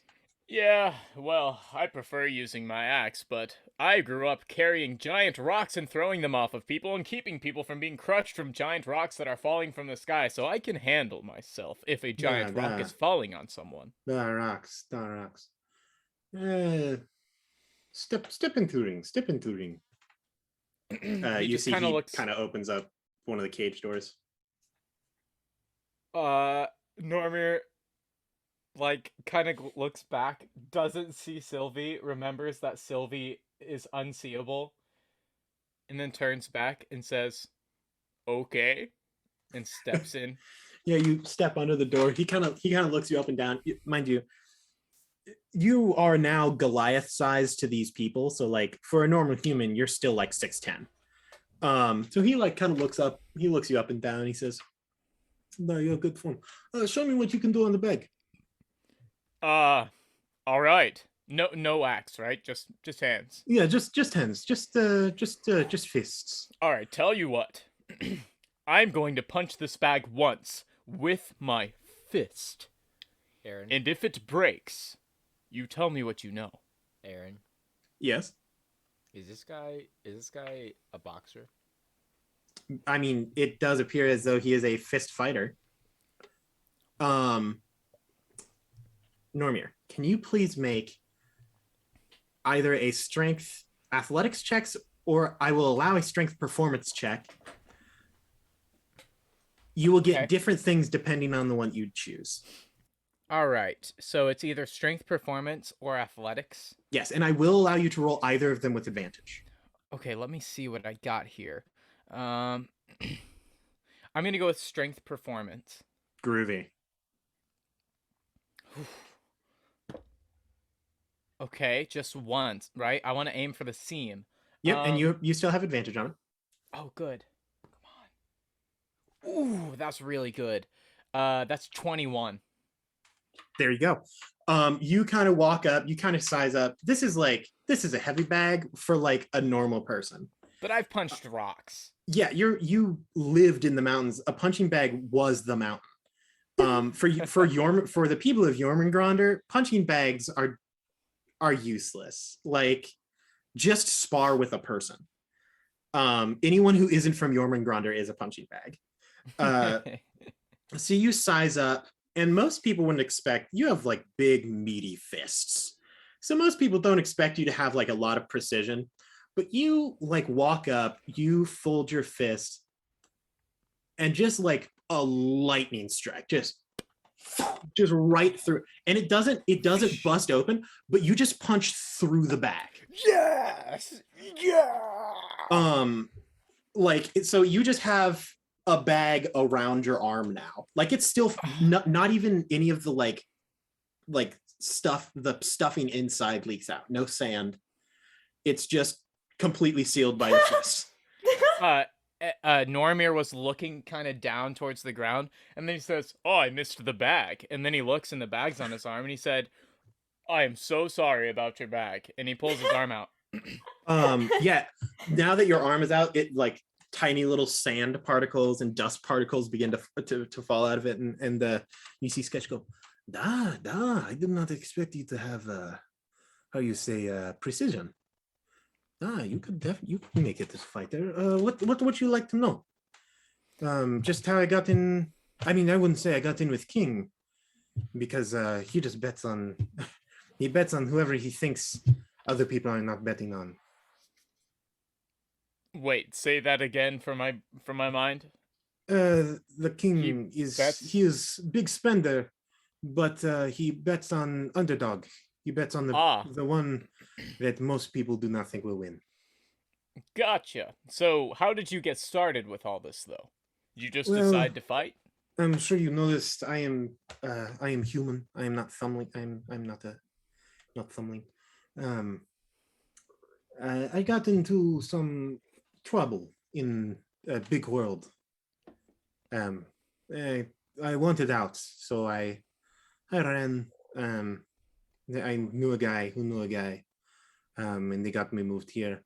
I had no money, but I was a fighter, so they brought me on to do kind of like warm-up shows, and it has been a very long slog to get into actual fights. This was actually first fight, like real fight, that I had been in, and DM. now assassination has occurred, and I do Right. not know if I will get another fight. Oh, that sucks. So DM, have I seen a lot of humans around here? Like, No, is this- humans are not common. All right, so Normir just kind of says, "So you got in some trouble, eh? And you managed Yeah, to get down here as yeah. a human. That's pretty impressive. I mean, Are I you knew... sure you didn't have help from the Arc Fae or anything like that?" No. It was. I got in trouble with. Well, it is a rather big organization. On surface. They were hunting me, so this is how I escaped. Yeah, I know, Lydia. I know. He says, all right. How was the fight going before everything happened? He leans in and he goes, my opponent, the Raper, would not tell you, but it is hard to put someone with 6 legs in leg lock. I was about to do it. Impressive. Well, you must have been pretty focused. Ray did say that when, the event happened, that you guys just kept fighting, and honestly, man, well done. You were like lasered clap him in on the there. shoulder. It's like clapping like a statue. Like he's just brick.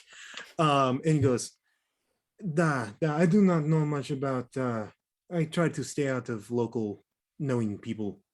Knowing too many people got me in a lot of trouble on Surface World, so I do not really know anyone. But yes, we were quite wrapped up. Yeah, 6 legs, I get it. All right, man. What is your passive insight? I should ask that. My passive insight is 10 plus your insight. 11. I like Gotcha. to imagine that Sylvie is just latched on to Normir's back Yeah, this just- whole time, just listening. You were on his arm and ended up like almost in a bag of sand.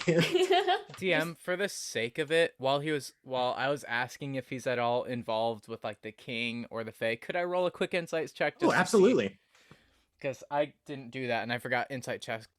No, you're super good. That's an 18 to see 18. if he's lying. You don't think that he has any in with the Arch Fae or pretty much anyone of power, but when he does say that he was like wrapped up and like was like proceeding with the fight and everything, you don't think he's lying that they were proceeding with the fight, but you do think that he is kind of not telling you some information. Whoa, really? Yeah.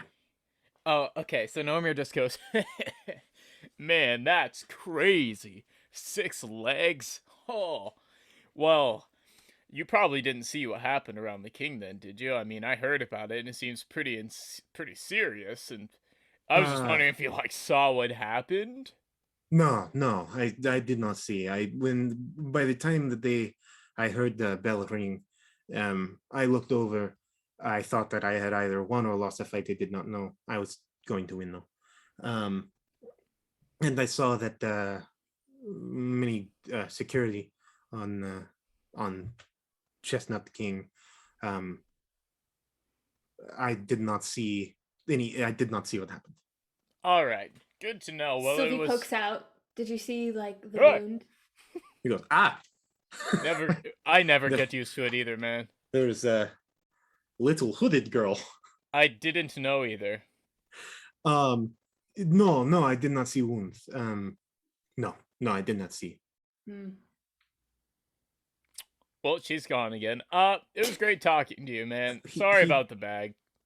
Yeah, he seems like he almost says a thing and then he just goes, no, do not worry. I make bag myself. I can make it again. Hey, were you about to say something and kind of cut you off there?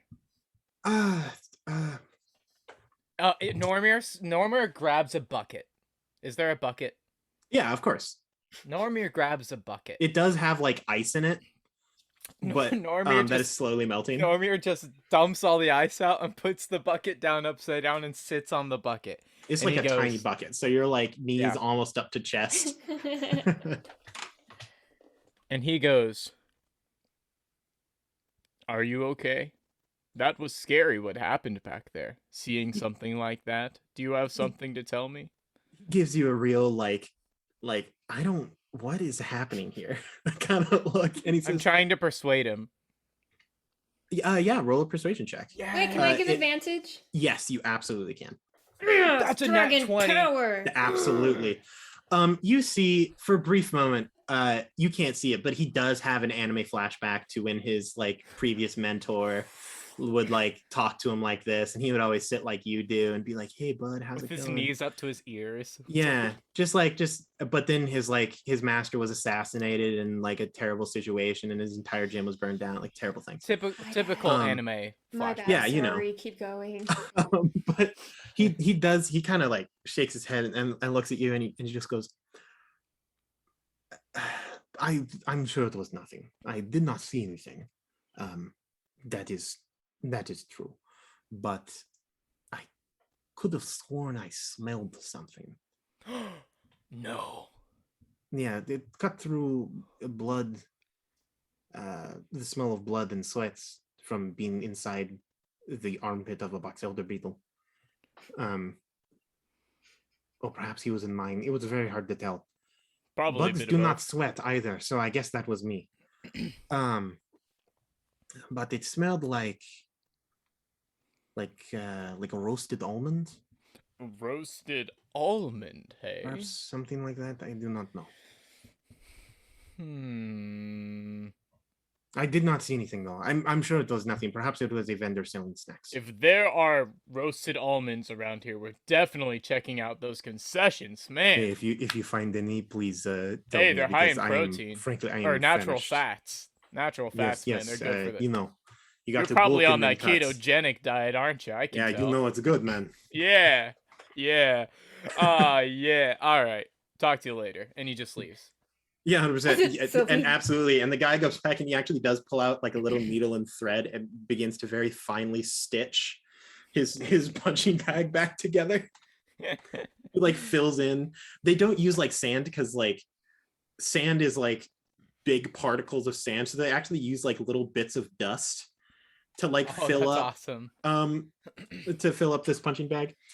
Normir just reaches behind him and just like grabs Sylvie's like I don't know. you just sash or reach something. your hand back and then Sylvie just kind of grabs on. Yeah, that's what it is. And then I just kind of reach forward and set her down. And I'm like, "You got all that?" Yeah. Good job. I bet Archester is done by now. Oh yeah, probably. Yeah, an hour's passed. Time passes fast in Tiny World. Sure. In the Undergrove. Archester, yeah, you have managed to bring into reality in your spell book the spell Detect Thoughts. Nice. All right, cool. I will then cast the spell Detect Thoughts. Absolutely. I'm going to grab my player's handbook and read the spell Detect Thoughts.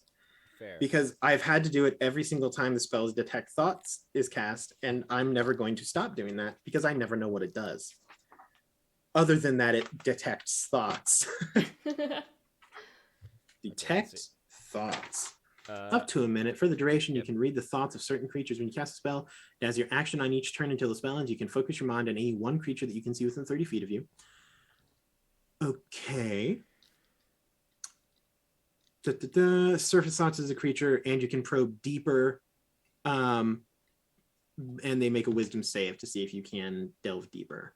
Mm-hmm. Gotcha. So to start off with, I'm just going to just take a couple seconds and just get the surface thoughts of everyone in the room. Absolutely. Pretty impressive. So you kind of walk the perimeter. I'll start off with from the order of top to bottom on my paper. So sketch. Sketch surface thoughts is just like him going through a punching routine, like a combo, like the 1-2, like left right, jab, jab, left right, left right hook, and like moving around the punching bag. He doesn't seem terribly focused on anything other than his workout. Okay. Ripper, the box elder beetle, also in the cage. You move past, and it's like, it's not a great feeling being near him. His mind is very much a like, yeah, murder, kill, murder, kill. Ooh. Yeah, punch, murder, kill, punch. Who is this? This is Ripper, the box elder beetle. Oh, okay. The other fighter in the cage. You eventually move past Frost Tittles, who is sitting reclined in the like announcer kind of table area, and you just hear him. He appears to be humming some little song to himself, like just a kind of like in a nice like high baritone. A little slower, but something along those lines. I was humming "Let It Go" because it's cold. Yeah, I know. Okay. But he seems his thoughts are incredibly aloof at this moment. It's very much, he doesn't seem terribly concerned with the events that are occurring around him. Okay. Scruggs, Scrubs' surface thoughts are very concerned. He's very like, oh man, again, like, this is gonna look so bad on the rap sheet. Aww. Very much like that. Chatter the rat is just, it's so fast what is going through this rat's brain. It's just like, me, like yesterday I had noodles for dinner. You know how long it's been since I had noodles? Noodles are delicious. I love noodles. Don't you love noodles? Which is funny because you're not sure who he's asking in his own mind.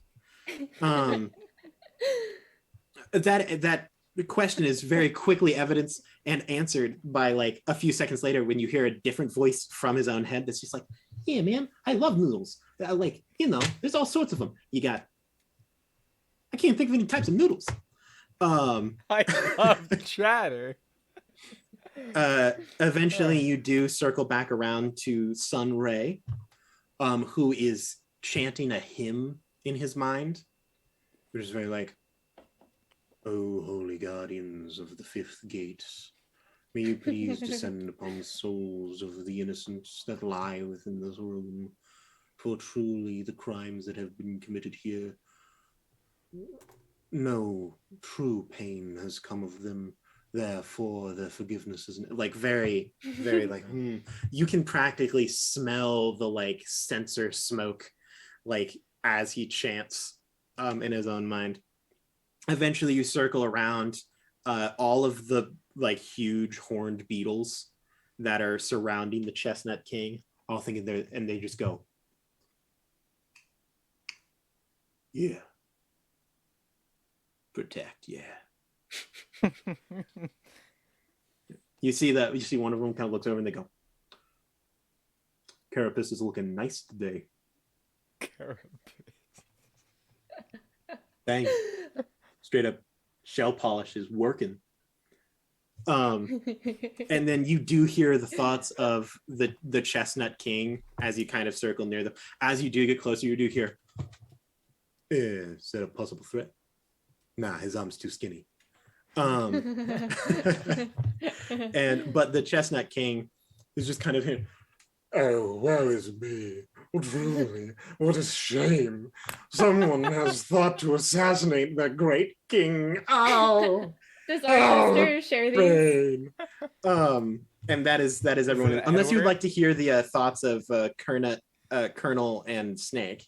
You know Yes, what? please, Just 'cause I'm Archester, curious as to what they're please. thinking. You hear Colonel First just goes, Foxhound.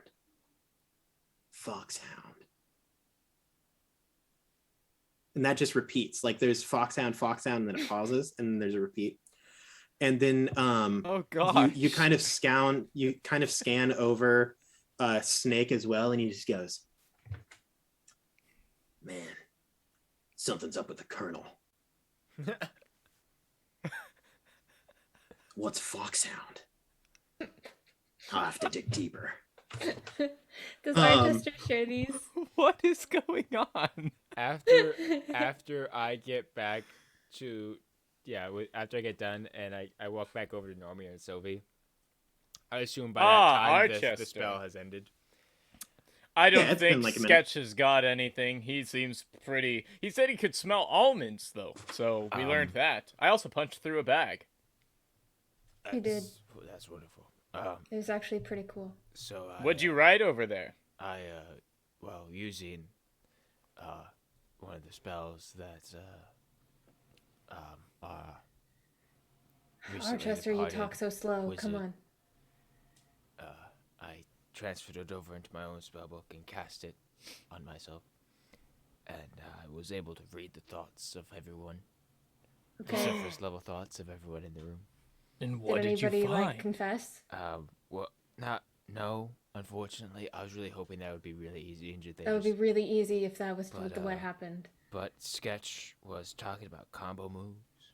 Okay. Ripper was saying murder, kill, kill, murder, kill, punch, punch, punch, murder, kill, murder, kill, Okay. murder. Makes sense. Suspicious. Frost was particularly aloof, as it were.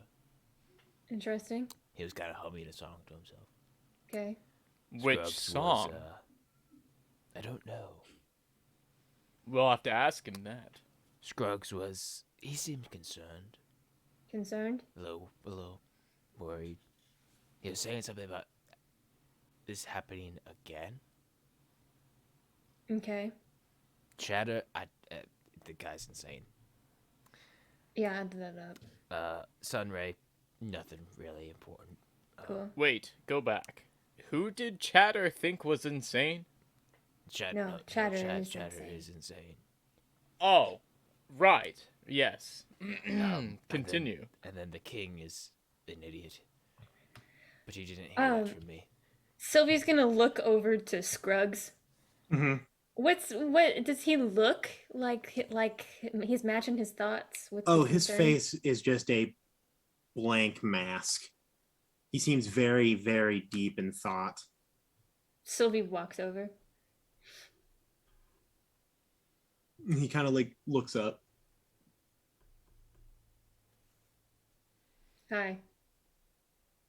Hi. I hear you're our hitman. I mean, By the way, DM, as this conversation is happening, I'm going to cast Detect Thoughts again. the first thing that you hear is crap. It's the fuzz. The fuzz? Yes. That is the actual name of the police. You're sure it's an acronym, but you're not sure what it is, like what it I stands love for. it. Goes, I mean, yeah, I've been in some trouble before. Mm-hmm. I'm an assassin for hire, so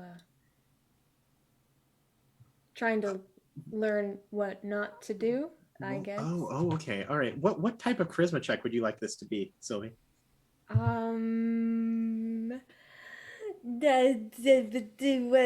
Little intimidation's my good one, but I'm not trying to intimidate him. Persuasion seems to be the... Yeah, persuasion's pretty much the route I'm going. Groovy. Roll a persuasion check. Okay, can I give myself advantage? Yes, Yay! because you are relating to him as a fellow Assassin. murderer for hire. I got an 18. That's In really good. 18, He goes, I mean, you trying to get out of that life too? Yeah. Oh, well, I would love to help you, but seems like I've done it again. Done what again? Well, I just ended up here. I like watching people fight. And now everyone thinks that I tried to kill I love the Chestnut King. So you didn't... No, he's a good man. I would have thought it was really cool if you did. What? Assassin for hire. Sorry. Keep going. Am I DM? Am I getting anything special? oh yeah, this is a base surface thought emotion where it's very much a like. He just feels like real bummed, like about the whole situation. Just kind of hopeless. Yeah, where it's like, And dang it. it is seems so more like a sad. dang it because everyone thinks it's him, not a dang it like, oh, I'm about to get caught.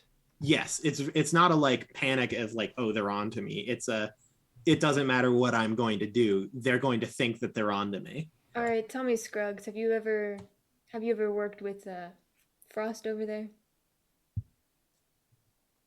I mean, you know how it is. Client confidentiality. Has he ever worked with Frost before? Yes.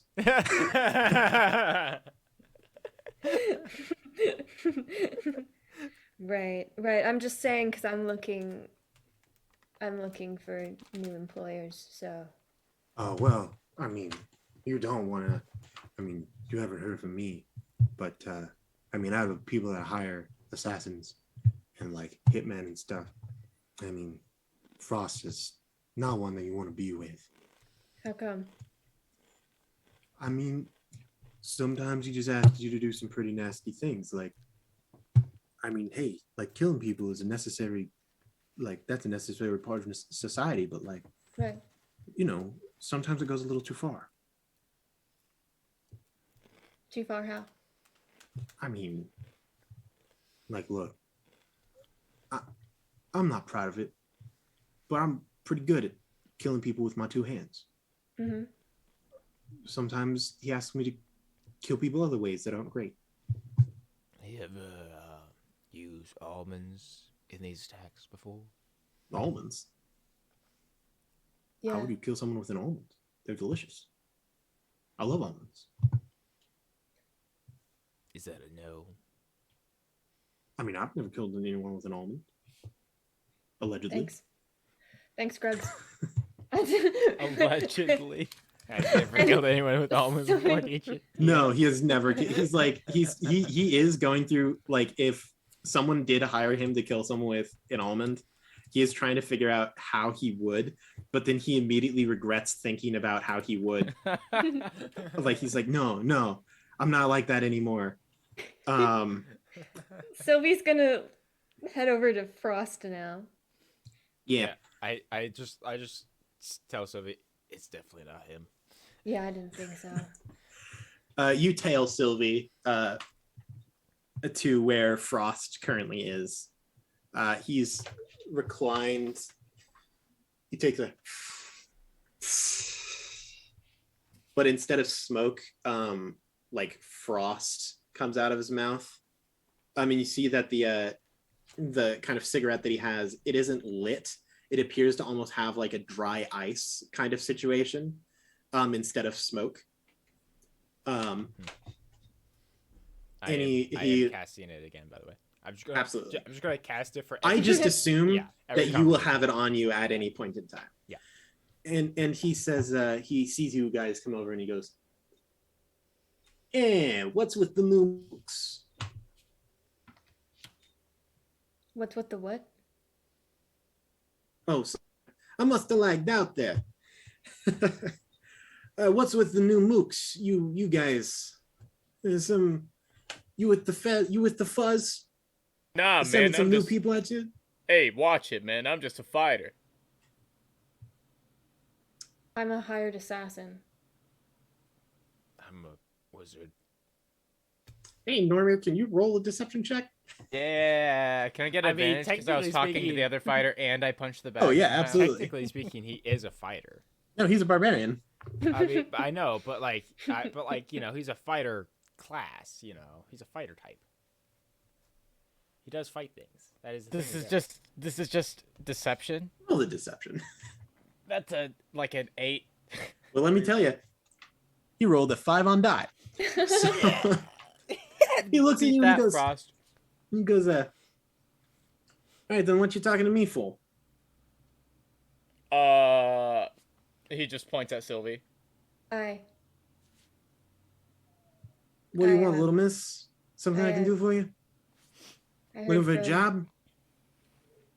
How did you even get in here? If you aren't with the fuzz. Okay, which one do you want me to answer first? I don't know. Start talking and maybe I'll start listening. Okay, if I start talking, are you gonna ask another question or? Probably. Okay. Well, I'm an assassin for hire. Heard there was an assassination that went wrong. Perfect opportunity to roll up, be like, I'm probably better for the job. Ah, so you're trying to figure out who exactly hired whoever it is that killed this guy. Well, Right. tried to kill him. Yeah. Well, it wasn't me. So you're straight out of luck. DM, was it him? From the base thoughts in his mind, doesn't seem like it. He's looking at you guys, and it's like, this is the weirdest situation he's ever been when it comes to like a police lineup. Like, he's in the middle of like surrounded by police, and then like a fighter, a wizard, and an assassin for hire who clearly is not like you are clearly a criminal, are just in here talking to him, and his main thought is just like, this is the strangest day I have had in like years. Look, here's the deal. My parents are kind of guardians of the grove. Whoa. Wait, hold on. You mean tell me that you're a kid of Sunny and Rain? Yeah. Oh, that changes things. And you're looking to kill someone? Yeah. I mean, I got plenty. Who do you like? Are you looking for anyone in specific? I mean, like, I'll pay you to kill pretty much whoever you want. Whoever you want. Sylvie just takes out a business card and hands it over. He looks at it and he goes, this is very professional. Thank you.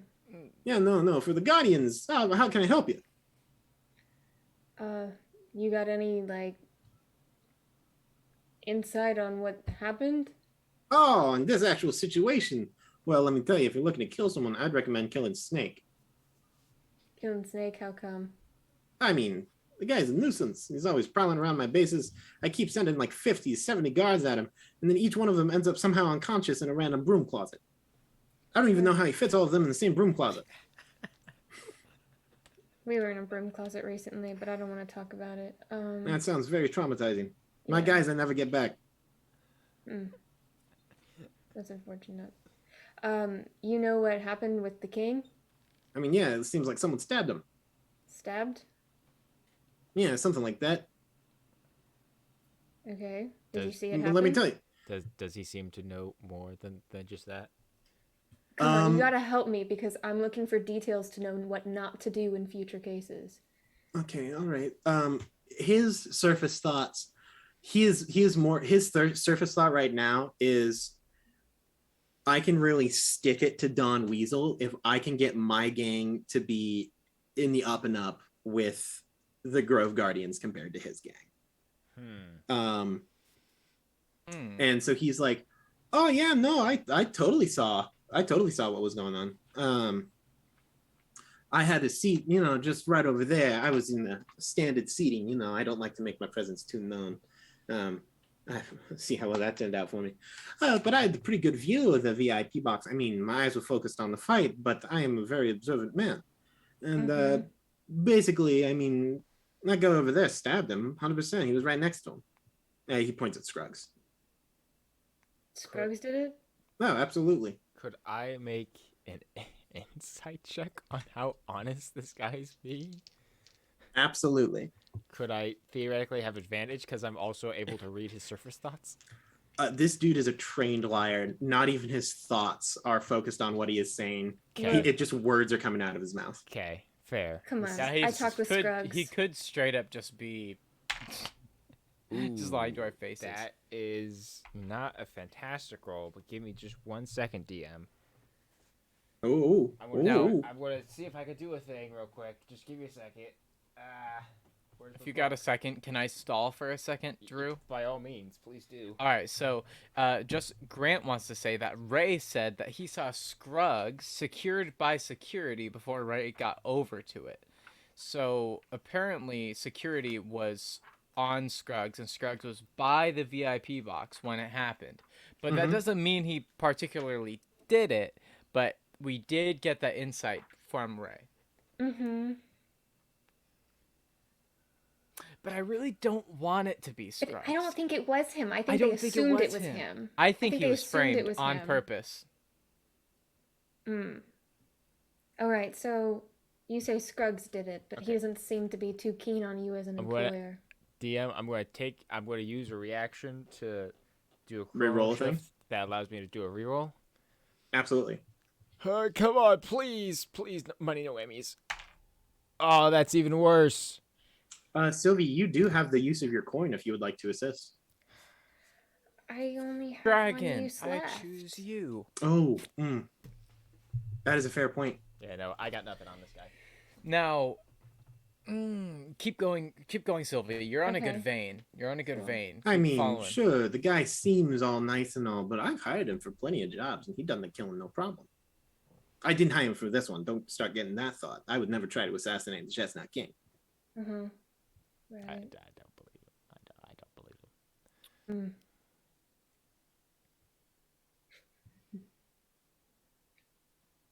Great.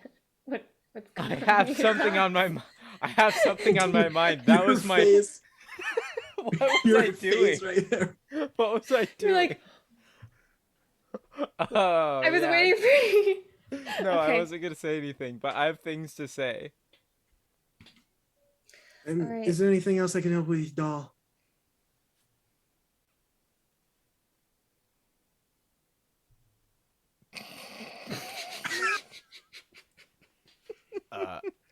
Thank you for your help. We're all just I just- standing there. I just start to usher the Normir and Sylvie away. Sylvie maintains eye contact, like glancing at the business card, Oh. glancing at him. Straight up gaze like ice, just right back at you. Not even doesn't even blink. Just He's probably got what's it called? Menthol cigarettes, Yeah. even. So, Really trying to break the All habit. right, not a lot of information as far as yeah, that. I'm gonna be honest. The guy definitely is like too calm. Oh, and he's so confident. sus. Yeah. I have a thought. Oh, And no. I definitely think he might have hired someone to try and kill him. Hold on. He's like He literally said- a trained liar. He said Yeah. that he would never try to kill the Chestnut King. Uh-huh. Here's what I think. I think he was lying. We need to discover why somebody might want to kill the king. Let's talk to the king. That's fair. You can talk to the king. fair. I probably shouldn't. I Hard feel assassin. like I shouldn't. I Both look to guess- Archester. I guess I can go talk to the king. Sounds good. excellent. Take it away, Archie. Move aside, beetles. The Beatles, you do immediately, like, you approach, and you this time you audibly hear them go threat, threat, threat, threat. Threat? Bro, Yes, is that a I threat? am a Oh. threat. Guardian of the Grove. No threat, no threat. Stand down, stand down.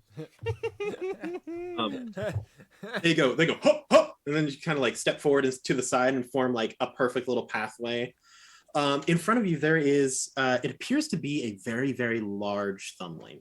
Most thumblings range from around, like in this world, it would be like 3 to 5 inches tall. But you would say that the Chestnut King, right now, he is currently lounging on like a mattress that has been brought in for him. Probably standing, he's around like 8 to 10 inches tall, which is like pretty dang big for thumblings. Yeah. You can also sense that this dude is a being of magic. More than just a thumbling, this is also probably like has like fae in him. Like this is basically the arc thumbling.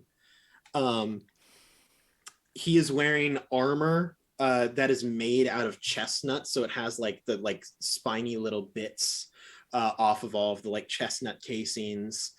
He is wearing a helmet that is made out of just part of a chestnut. Full plate mail armor, and he gazes at you and goes, "Oh, you appear to be," you said, "the Grove Guardian. You are not the Grove Guard." "Oh, but you do carry their blood. I would assume that you would be a child of the Grove Guardians. And who are your little friends here?" Archester, Normir.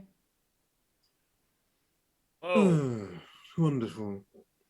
Sylvie's immediately like looking for the wound, like getting up in his Yeah, business, like not even like Not even, being- he doesn't even pay any mind. You're just scurrying around him. You're like, to him, you're like so small that he just doesn't even he's pay attention. also You're like, just scurrying. a Grove Guardian child. That's You whatever. can see in his left side, there is what appears to be some kind of cut that goes like, it is in his armor. Can you make a medicine check for me? Yeah. That's a 19 on die, so Ooh. 20. Absolutely. This is not a full cut. This is like, it isn't like it's like a knife blade to like this chestnut armor would just glance off the side. This would have to be either, you've dealt with a lot of assassinations, this would have to either be a magically enchanted blade or some kind, you're not even sure. It is definitely like knife sized, but it also looks like there are like burn marks on the edges of the armor. He says, I do hope you catch whoever it was that tried to attack me. Yes, Sylvie? Can I sniff the wound? Absolutely. He doesn't just care. Make a perception check with advantage. Oh no. Oh, that's okay. I have a good modifier. That's 18. There's a very faint smell of what smells like a roasted nut of some kind. Mm-hmm. That's right. Well, I would like to point out that he is wearing walnut armor and he does have burn marks. So that is literally burned nut. And so Does it maybe smell, it's roasted almonds. Does it smell like roasted almonds? I mean, it's pretty hard to differentiate the smell of like what nut is currently on fire. Duh, that's you could understand if like chestnut and almonds could be confused. Yeah, duh. Yeah. Okay. Yeah. Sylvie, getting hungry. you like see Sylvie sniff and go on an eldritch god. Looking after Sylvie like looks at it, is there any way, DM, that I could discern if the burn was from heat or extreme cold? Make an Arcana check. Yes, Sylvie? Okay, so based on where the VIP section is, where did Ray say like he was in direction to that? So if you think of the circle of the ring, Okay. Imagine my face as the ring. Okay. I'm going to use that as imaging. You have the VIP section over here. Okay. Ray described himself as standing right here. Right here. Like just at my chin. Okay. You had the two boxers in the ring, kind of where my nose is. Right by your nostrils. Yeah, Your right nostrils where are the boxers. my nostrils are the people. This is a much more functional map than most maps that I could imagine. It really is. You have Scruggs over here, also by the VIP box. You were told that that Tittles was up here. Okay. Let's see, who else do we have? You're not sure where Chatter was, and that's pretty much everyone. Yeah. Then okay. Yeah, but you can assume the Ripper was in the ring. I'm just gonna ask one more clarifying question. So when you say the one side of your face, what side of your face is that for the VIP section? What side of the face is our left? I'm sorry, Okay. could you repeat that? I lagged real bad. What you said the VIP section was on one side of your face? Which side? This side. Which is left or right for you? The right side of my face. This Your is right for me. You're right. Okay. Okay, cool. Poop. Well, there goes my idea. Archester, work your magic with the king. Get some noodles out of his brain like you did Chatter, bro. I rolled an 18 on my Arcana check. To determine whether or not it was extreme heat or extreme cold. Mm-hmm. I just wanted to make sure. You would think that it's more likely to be heat than cold. When it comes to generating the two effects, they're both evocation. and you would know that magic was used in this. Like, this armor is not penetrable by just a basic weapon. So the signs are there. It could have been either heat or cold. Heat makes more sense than cold in this situation, just because most of the time, if you have like freezing cold, it doesn't create a smell from like anything. Like, you can't roast, like you can't make popcorn with nitroglycerin. Sure. Okay. Don't ask how I know that. But yeah, the king says, I would assume I have seen many a documentary when it comes to true crime. I'm a big fan of this Law and Order SVU. That's a good one, yeah. Yes, I'm a Never big fan seen of it. Oh, it's a real shame. You should look into it. We'll But I watch it assume that sometime you have questions for me of some kind, some form of interrogation. Well, I wouldn't go quite as far as to say interrogation. However, Oh, but it could be so much fun. I am curious, though, as to what happened from your perspective. Well, frankly, I was quite excited because I had placed a quite hefty sum on Sketch, that human fighter down below in the ring. Oh boy! And let me tell you, I didn't know it was possible to leg lock someone with 6 legs, but he was about to do it. That's what he said. I would like to think myself a connoisseur of the martial art. And so I was quite excited because my bet was about to pay off. It very rarely does. And when all of a sudden, for a brief moment, I pondered, is that acid reflux? I do, of course, eat only the finest of delicacies.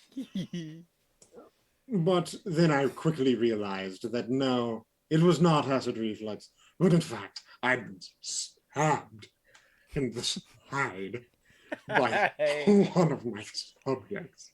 The pain. It has been years since I was wounded such. Right.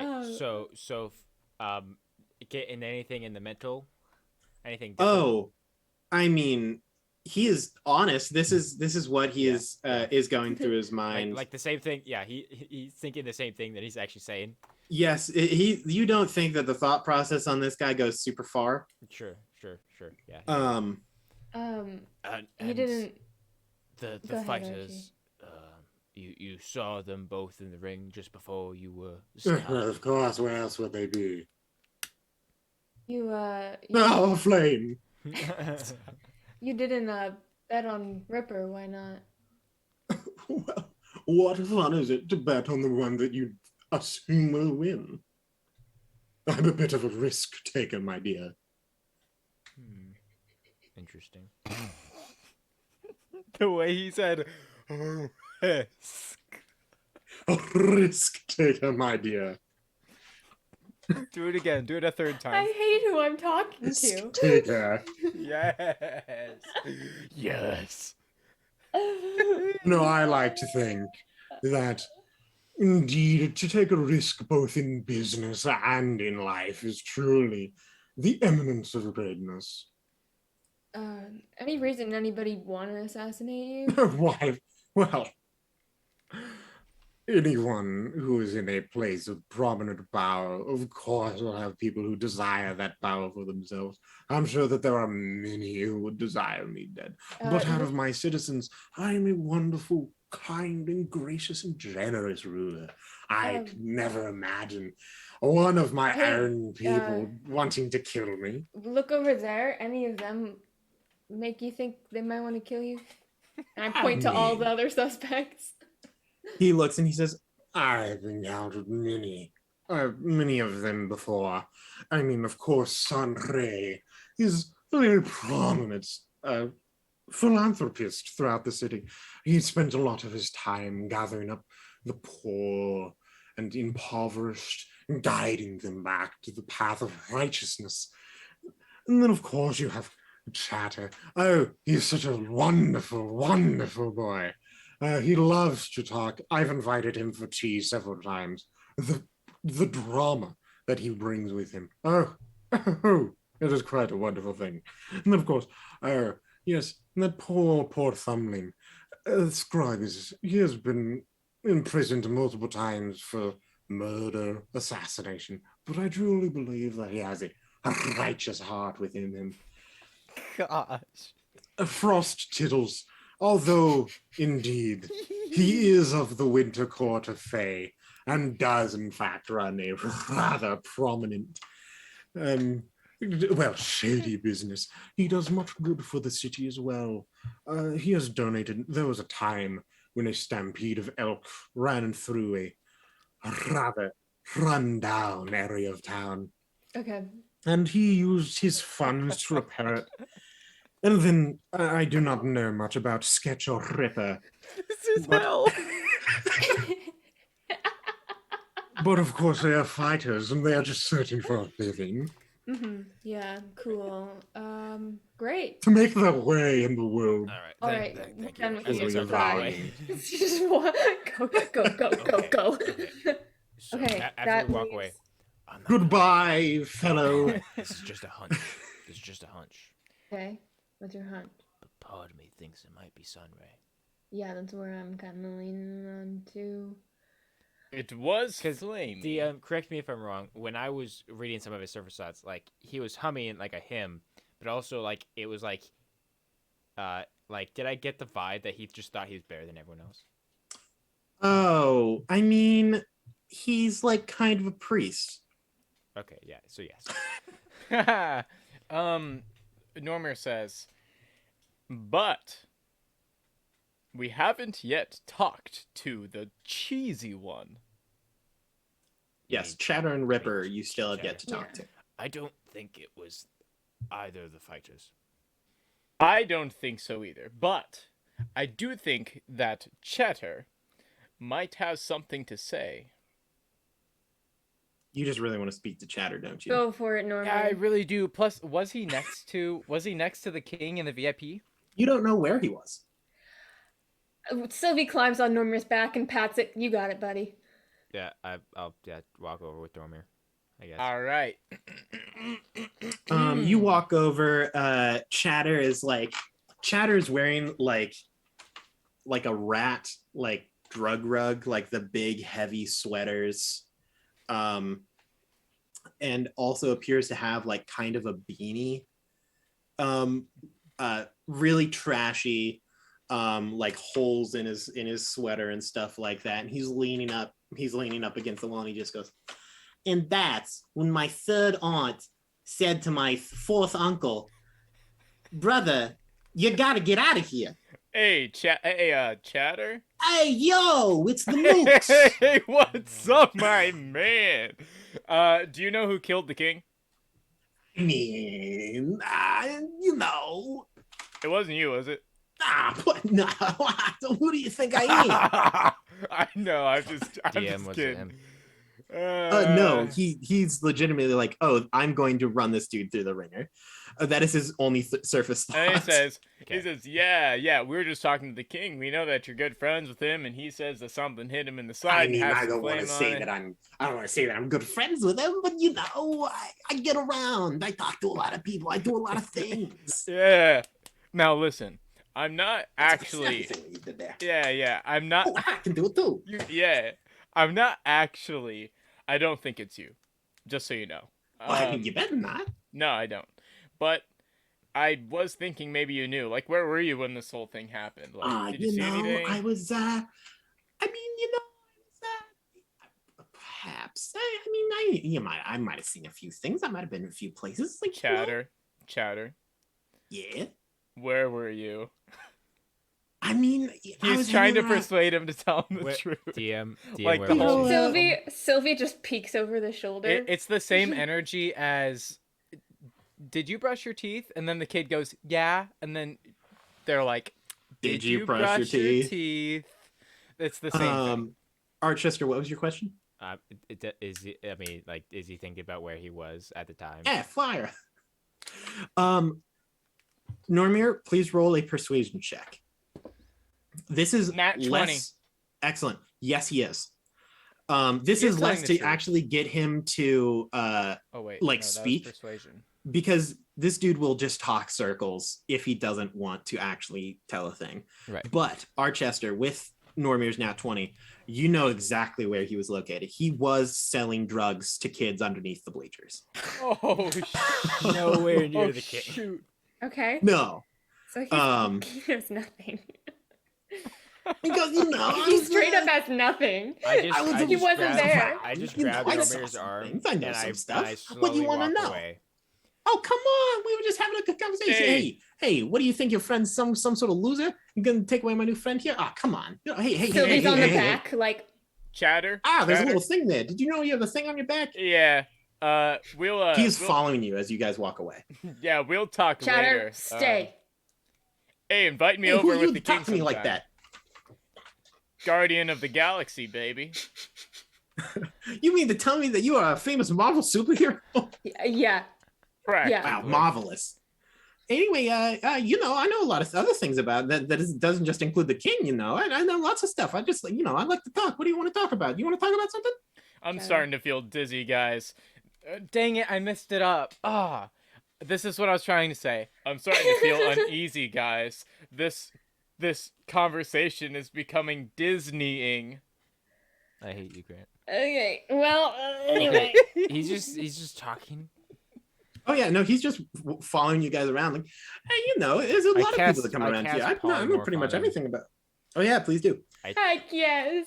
He has to make. Does he have to make a save for that? Yes, he does. He has to make a wisdom save. Oh, a wisdom save. That is not up his alley. Notes for Chatter. No help at all. Oh, what is your DC? DC would be 8 plus 8 is 16. He got a 16 on die. I'll make him re-roll. Ooh, Ooh, Archester. he got a 16 exactly. 15 on die plus 1. Are you kidding me right now? I'll make And him he goes, reroll. Hey, what you trying to tell me? What? I'm already a rat. What are you gonna do? Please go away. Hey, we can talk. Don't you want to look? I Look, shoot you guys a are clearly fireball here. at the ground. Whoa! Oh, Please go away. All right. I know when I'm not wanted. he gets He grumpy. kind of steps back. Does he Okay. back into a hole like the gopher? No, but he does go back to talking to the police officer on the side. Alright, that's great. He was so overjoyed when the rat walked away, and now the rat is back. We still haven't looked at what the weapon is. That's true. Can we go over more and You walk back to Snake and Colonel. Snake appears to be pondering something off to the side. Drew, Archester hears in the mind of Colonel, you just hear la li lule lo, la le lule lo, just over and over and over repeated as you walk up. This guy. But you walk up and he goes, what did you find?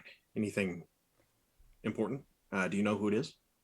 We've got suspicions, but we need to see the weapon.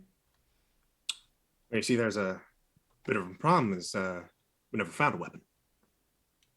Gang, I need to talk. He Never- backs up, Never waves people found a over. weapon. waves them over, waves them over, waves them over. Not the cop. Normir's trying to get Sylvie and Archester to step away so we can talk to them. You step away. Sure. Please. Normir. Walk What? back. Normir says, when we talked to Yes. Ray, Yes. Ray said that it Ray could have said been he a dagger a or dagger a dart. or a dart, and that they would have it in custody. And Yeah. it was That's as fire. far as the thought And it process was goes. fire. Yeah, I mean- it would have to be magic, right? It would. I mean, but that. So Archester, you're on my suspicions. We just saw you cast fire. Normir. We literally just got here. Clearly, Archester was the killer. I'll keep my eye on you. Don't make me send you to the plane of the abyss. You Ooh, couldn't even He's if an you edgy boy tried. today. I could. Oh, that's a good one. All right, are we? I wonder how it's doing these days. Are we Anyway. doing this thing or what? If you can't tell, our Chester is in a grumpy mood. All right. Okay, we think it's Sunray, but we Alright, don't really have alright, any alright. proof. I walk back over to Sunray. All He's right, floating where around and do he we says, go? "Hello, my child. Hi. What brings you to me once again?" I was curious if a priest like yourself, it is tradition perhaps to not have any weapons to defend yourself. But I was curious, and if you possessed any ability to, such as in the form of magic. I know fairies are quite capable creatures. I mean, yes, I do have some power over the magical domain. Mainly for healing, of course. Yes, well, the reason we ask is because it's kind of dangerous around here. You know, they did in fact find the weapon. It was a magical dagger. Fascinating. Do I get anything mentally? Insight, please. insight. Insight check. Okay. For both of you. Do I? Even with the surface Okay. thoughts, I'm gonna need a insight check. Normir, you have advantage.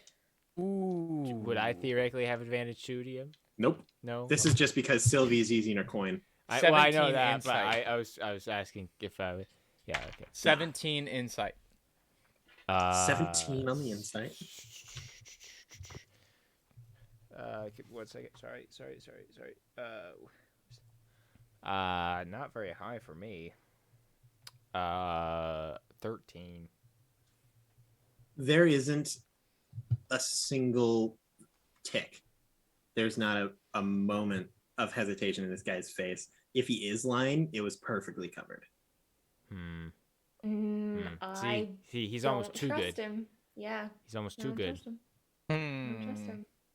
I do not trust this guy. Interesting.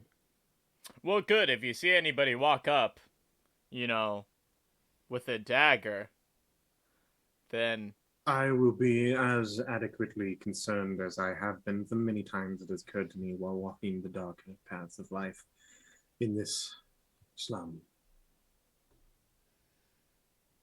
What poor souls may lose their way in the path of darkness. Grant has an idea, guys. Oh no. Idea. Listen, if we haze Ray, then he'll have to use magic against us. You're just gonna beat him up? I was thinking about it, but I don't Simple. want If he defends himself, we know that he's guilty. exactly. If he shoots a firebolt, then we're like, ah, yes. But I mean, it was clearly Ray, right? How do we get him to prove it, though? I mean, clearly. What Ray? if it wasn't Ray? We have a strong suspicion that it's Ray. But I mean, What of if our it list, wasn't? right? First of all, we it's almost guaranteed it's not. We Scruggs. have not talked to Ripper. This is the important part. We know that it's not Scruggs. It's not. We know Scruggs. it's not Scruggs. It's No probably way it not could be either of the Scruggs. fighters because It's not they were the rat. fighting each other. You know. It's not the rat. Yeah, And- but Ripper might know. Ripper might have seen something. Chatter. But the problem is he's not a snitch, so he's not going to say anything. So we got to figure out how to get him to say something. I mean, he doesn't He have to has say something information. if he thinks about it. He could have information. He was selling drugs to kids. That is true if you Which can is read pretty his thoughts. suspicious. Yeah, I mean, who knows? All Maybe right. maybe he's just really maybe he's, you know, we'll get a bone and he's not very good at hiding his thoughts in his head. You know, even if he is good No. at lying. Right. DM, they said security got Suggs. Would we assume that's the Beatles? There was probably a few beetles surrounding the Chestnut King, but this event probably also had its own security. Just people that like calm down fights and stuff, like probably just hired hands and help and stuff like that. All right, Normir says, before speaking with others, perhaps we should look at the crime scene. What are you thinking, Lydia? What's on your mind? They don't have the weapon. They don't have the weapon, and he said they'd have the weapon, right? If they don't have the weapon, It's gotta be Firebolt, right? That's why I think we should check the scene. Yeah, okay. Let's go look at it. Honest, I'm not gonna lie. I'm tempted just to just go all in on Sunray and just see if I can Try to probe delve deeper. into his mind. Just try and delve into his mind. Do it. Go for it. Why not? Dude, we're at a crossroads right now. I Deep don't think dive. we're actually going to find anything at the crime scene. Fair, and this guy probably would know. Well, shoot, if this thing is. Hey DM, what book is that by chance? This is the player's handbook. Okay, sorry. I'm This is looking up the special. spell detect thoughts again. I was That's on wondering brand. Where you were looking. Do you want to go all in on detect thoughts? Try to delve deeper. Please, Archester, Do it, please, do for the it, sake do of it. trying to figure this Do out. it. I'm just saying, please. if you don't want to, you still technically can talk to the Box Elder in the ring, though that's people that you haven't talked to, and you can also try to talk to the rat again to see if you can get some other kind of information out of him. Shoot, why not? I would go in for it. I would try and Yes. probe deeper. So Yes, it's going to need a please. Wisdom saving throw against your spell Yep. save DC, Yep. And do it, Serpent King. and it is 16 that he's What? trying to beat. Correct. Good mythical morning. Oh, we Natural gotta get 20. Snake in Nice. on I this. I figured it would be something like that. Like literally just one die, natural 20. Yeah. And he does look over his shoulder. He says, "Good sir, I thought that you were a trusting, kind soul. I am hurt. Everyone here in here is a suspect. Yeah, we kind of thought you would be a trusting, kind soul, but yet you're a suspect. I'm only a suspect because I'm a prominent person and I happen to be in the same room." Okay, there was a lot of people in the same room, and yet you're one of the ones that got picked to be in the suspect spot. I told you I'm a prominent person. I'm well known. That's Not Yes, going to just great. grab. But it happened, random and person you out of were the seats. picked. Yeah, but Yes. why would they suspect And somebody honestly, super I well known? probably Because that's could have probably just like the left. last one you would have thought, right? Why didn't you? Simple, because I was worried about the health and safety of the other people here. Okay. I'm a I healer. go over. Okay, hold on. Screw As- you, as they're fireman. As they're talking, I go over to Sketch. Mm-hmm. Because Sketch seems to be like one of the only semi-trustworthy people. He's just a hardworking man Yeah. who may or may not have gotten caught up in a questionable situation in the big world. I walk over to Sketch and I ask him, Sketch, how long have you been around here? I've been in Undergrove for maybe a year, maybe a little longer than a year, Yeah, okay. give or No. take. No, I kind of lean in and kind of whisper just a little bit. Have you ever seen the priest cast any sort of magic related to fire before? Let's roll a history Good check for good Sketch. question, Archester. So, Archie. I mean, he has volunteered for lamplighter before, and I do not see him carrying the lamplighter stick. So, but perhaps they have matchbox down here. I do not know. I just fight. Thank you for your help. No problem. I go back over to the others. Who A could I lot don't of things- know, a lot of Normir, things what- seem to be pointing towards our Sunray, but Why don't we just turn him in and call it a day? I mean, I mean- are we getting paid? I mean, My parents didn't mention any payment, did they? is this technically a different No. dimension? No, it is the same dimension, but like a parallel world. It's a very interesting situation that you have right now. Why are you asking? Well, because theoretically, if stuff really goes wrong, I could just plane shift us out. Yeah, I mean, you would have to plane shift to a different, like a different plane of existence, but Yes. you would be able to plane shift, and you would know that you would plane shift to your normal size. Yeah. Okay. Cool. So Well, yeah. Normir just says, "All right, I'll knock this out real quick. Just one moment." Walks over to Ripper, and he says, Yep. "Hey, Ripper, you see me punch through that bag?" And he goes, Yeah, I seen you do it. Yeah, it was pretty cool, right? Been training to fight. Yeah, you seem pretty good. Not as good Yeah. as me though. I'm the greatest. Maybe. It sounds like he was about to put you in a 6-leg hold. I mean, that's what people are saying. I'm just a messenger. Nah, I had him. All right. Did you see anything that happened with the king? I mean, guy got stabbed, I think. Something like that. Yeah, you guys. It are pretty happens a lot focused on down here. fighting. It's just, finally ended up happening to one of the big ones. That's Yeah. gonna happen. Did you know he voted for Sketch? I mean, plenty of people are dumb enough to put their money on the loser. Yeah, it'd probably make you pretty mad, right? I'm always mad. Is that true? Is Are you that mad his right secret, now? Captain? Oh yeah, no, this poor little box elder is a bubbling cauldron of rage. Nice, nice. Angry enough All that right. you would perhaps try to go against those who Look, go against you. I only try to kill people that are in the ring. Does he only try to kill people that are in the ring? That is relatively unclear. Can I make an insight check? You feel, even without an insight check, the reason it's questionable is like if someone approached this guy on the street and like tried to kill him, he would maybe just kill him. I'm just gonna ask him. Did you try and kill the king? No, Mentally, Good enough for me. mentally speaking, anything? I'm sorry, mentally. Yeah, mentally, anything? There's a lot of like kill, murder, kill, death, kill, murder, kill, punch, punch. Yeah. What were that? Angry roll an middle insight check. schooler. Roll an insight check. Normir will do him one better and walk in come close on. and lean towards his ear and say, Seriously. "Did you kill the king?" Did you kill? You have to tell me if you killed the king. That's in the rules. Did And you he try goes- to kill the king? He says, "No, I didn't try to kill the king. Who's asking?" All right. We I mean, what's your name?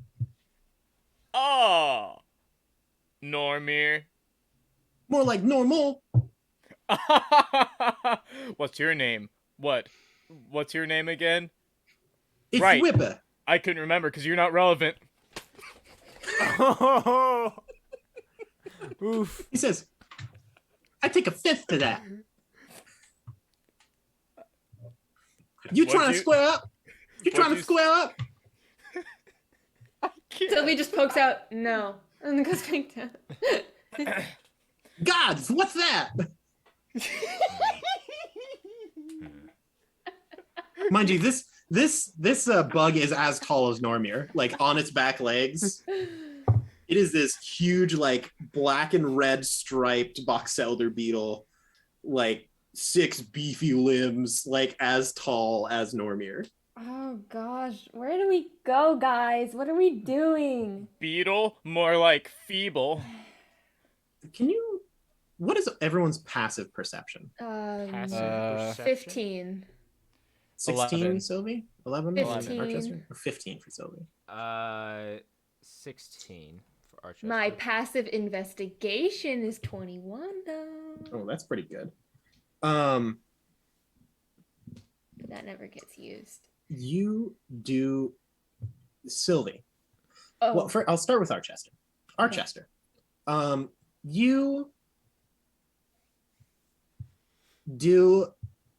You don't like, it's not like a read on his emotions or anything, but you do notice that he is like, he tends to keep his, like when you move around, he like is always like turning to face, like to make sure that the least amount of people are like looking at the back of him.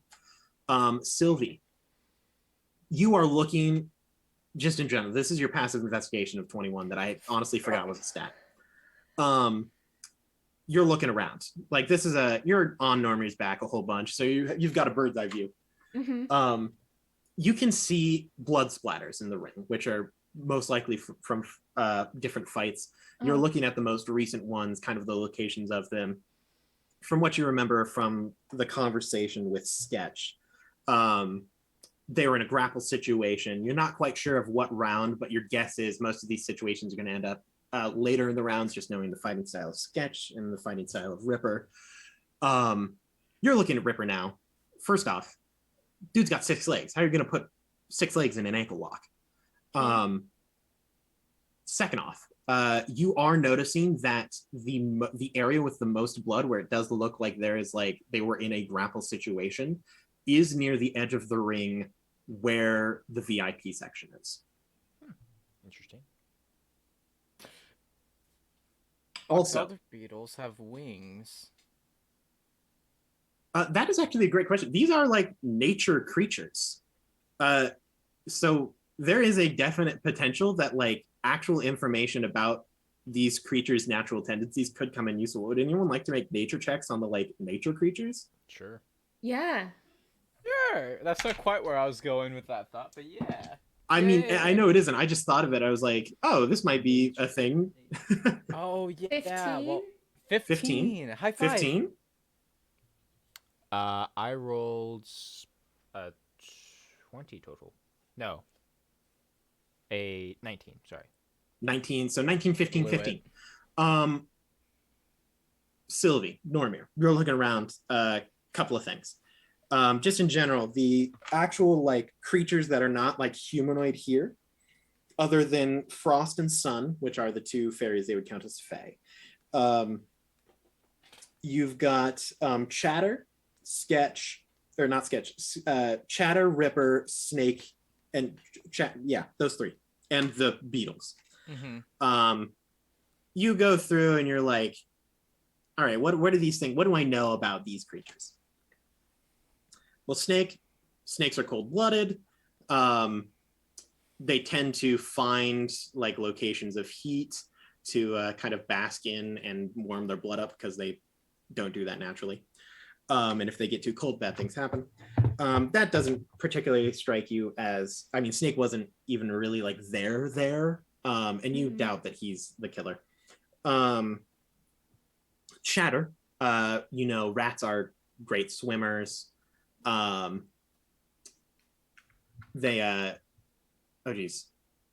they normally travel in like packs of rats. They also have an impending sense of, they have a really good like kind of sixth sense of when things are going down, which is, you kind of assume how Chatter gets his information. It's kind of that whole like, a ship is doomed to sink when you see rats leaving, where it's like, oh, well, there's nothing we can do about it now. And you also know that box elder beetles, their natural defense normally is they just group in big clumps, because they're not, in terms of bugs, they're not particularly large. So as a defense, they will group together all at once to kind of make themselves look like a bigger entity to potential predators. None of this seems particularly useful to you, but Archester, you also know box elder beetles group specifically around areas of sunlight. They very similar to snakes. They gravitate in massive hordes to wherever, like if there's a building that has like an eastward or westward facing wall, that's going to be where they reside the most. Interesting. Which means, I'm sorry, this isn't Vicen. You don't have the ability that says that you can just put together the clues. Well, yeah. I know, no. I was trying to guide Drew into the thought I had, which is if box elder bugs prefer sunlight, then it makes sense that Ripper would prefer what's his face, Ray, because he's a sunny boy, and so Ripper might know. I feel like that's enough said. Like Ripper might be with Ray. Right. They might have talked. They might be working. Why am I the only one that's freaking out about this? Question DM. I got what you're saying. Yes. I'm just. Would it be possible?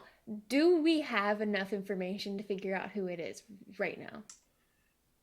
I would say kind of yes.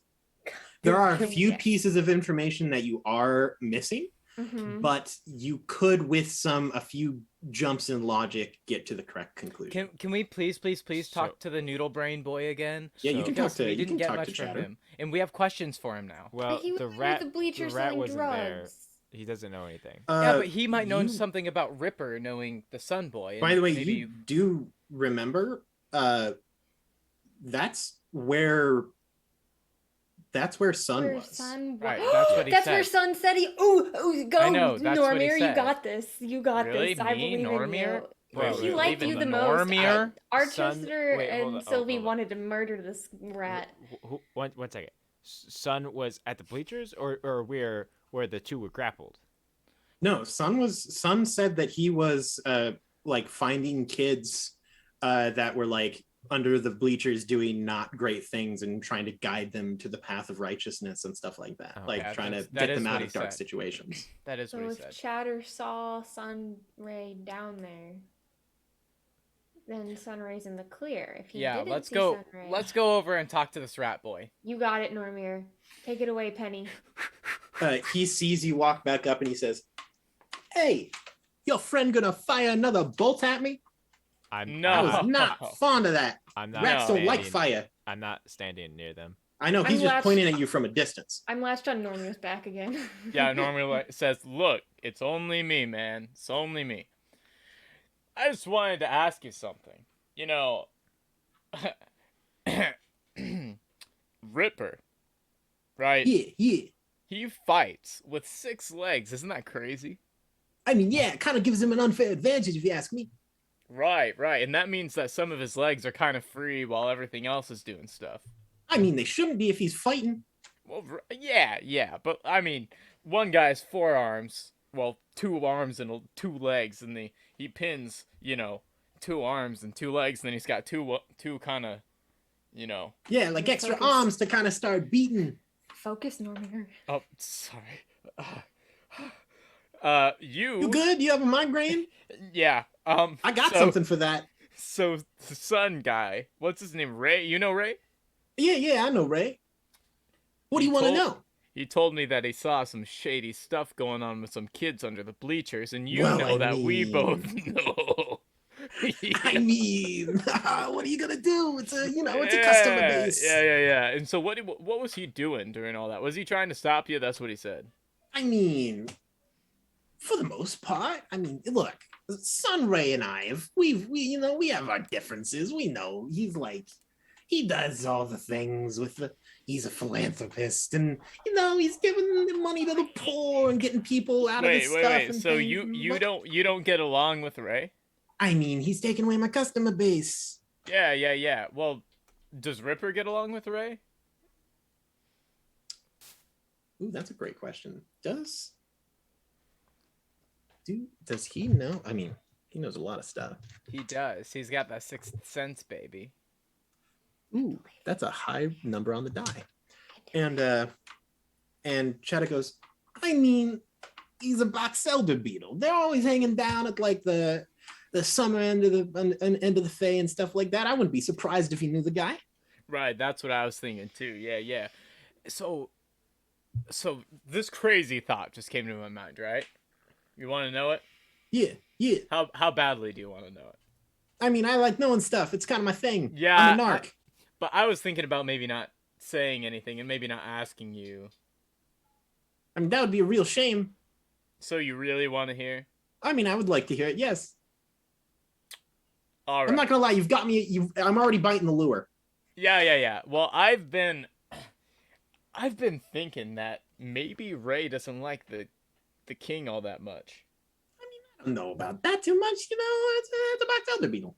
Well, yeah. I mean, listen, you didn't hear it from me, but I've been hearing that Ray might have it out for the king, and if he hangs out with a beetle, then I don't know. You know anything about that? Is there any reason why Ray might not like the king that much? I mean, okay, well, if you're asking for whether or not a fairy likes the king, I mean, that just kind of depends on the times. You see, you know anything about the Fae councils, about the Fae courts of summer and winter?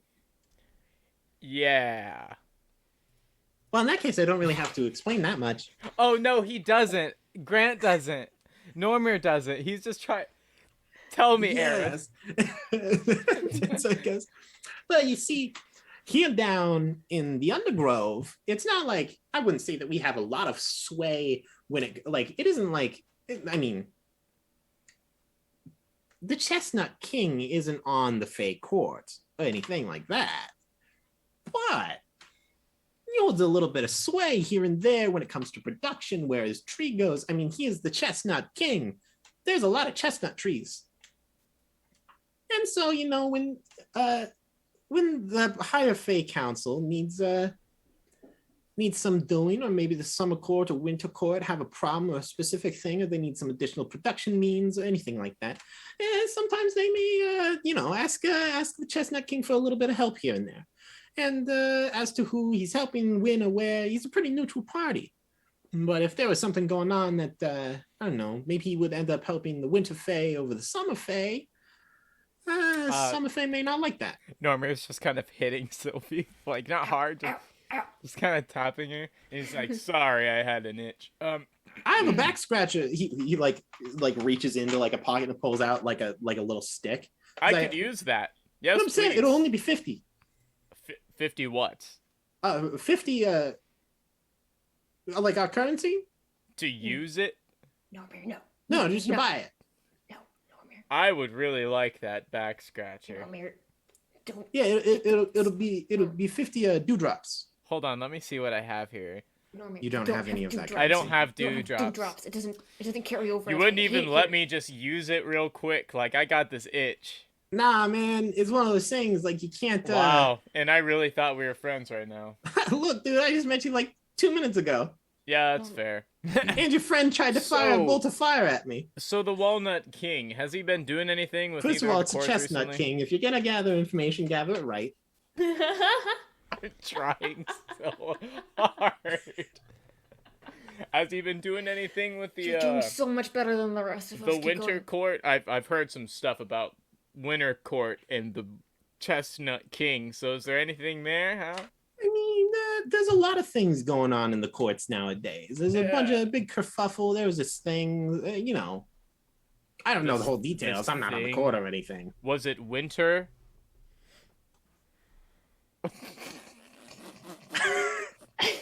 I don't know. It happened a while ago. I mean, it happened a while ago, but it's been a thing. All right, we'll come back, and then Normir leaves. Gosh, this is so scuffed. And Normir says to Sylvie, "Why didn't you send me in?" And Normir says to Sylvie, he's like, "All right, here's what I'm thinking.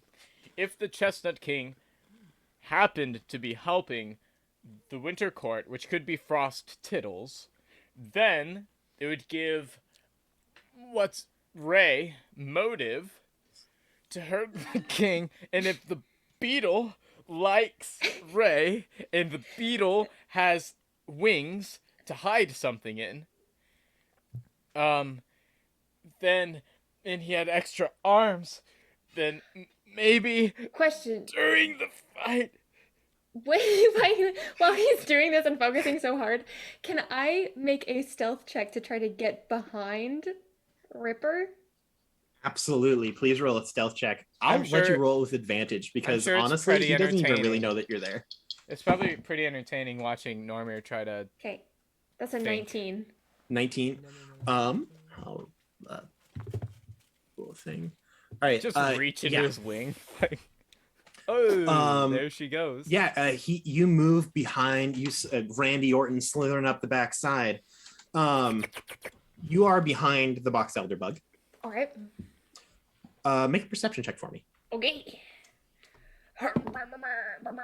Ooh, that's a good one. That is another 20. Absolutely. You do notice that one of his wings seems a little bit like off-centered, like it's not where it's supposed to be.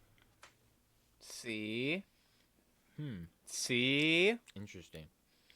So, theoretically speaking, Sunray could have stabbed him, and then he could have picked up the knife because they were right next to there. Or he's hiding some kind of flame gun thing. Can I? No. Because I don't Sunray think- was I don't too think a far flame gun. away from the Can I- king. Does it look like there's something hidden in his wing? Yes. Can I make a sleight of hand? Please make a sleight of hand check. You got it. That's violation. 25. Yeah, no, you're a little arm. You are on him. Like, this is a tall bug. And you straight up just like,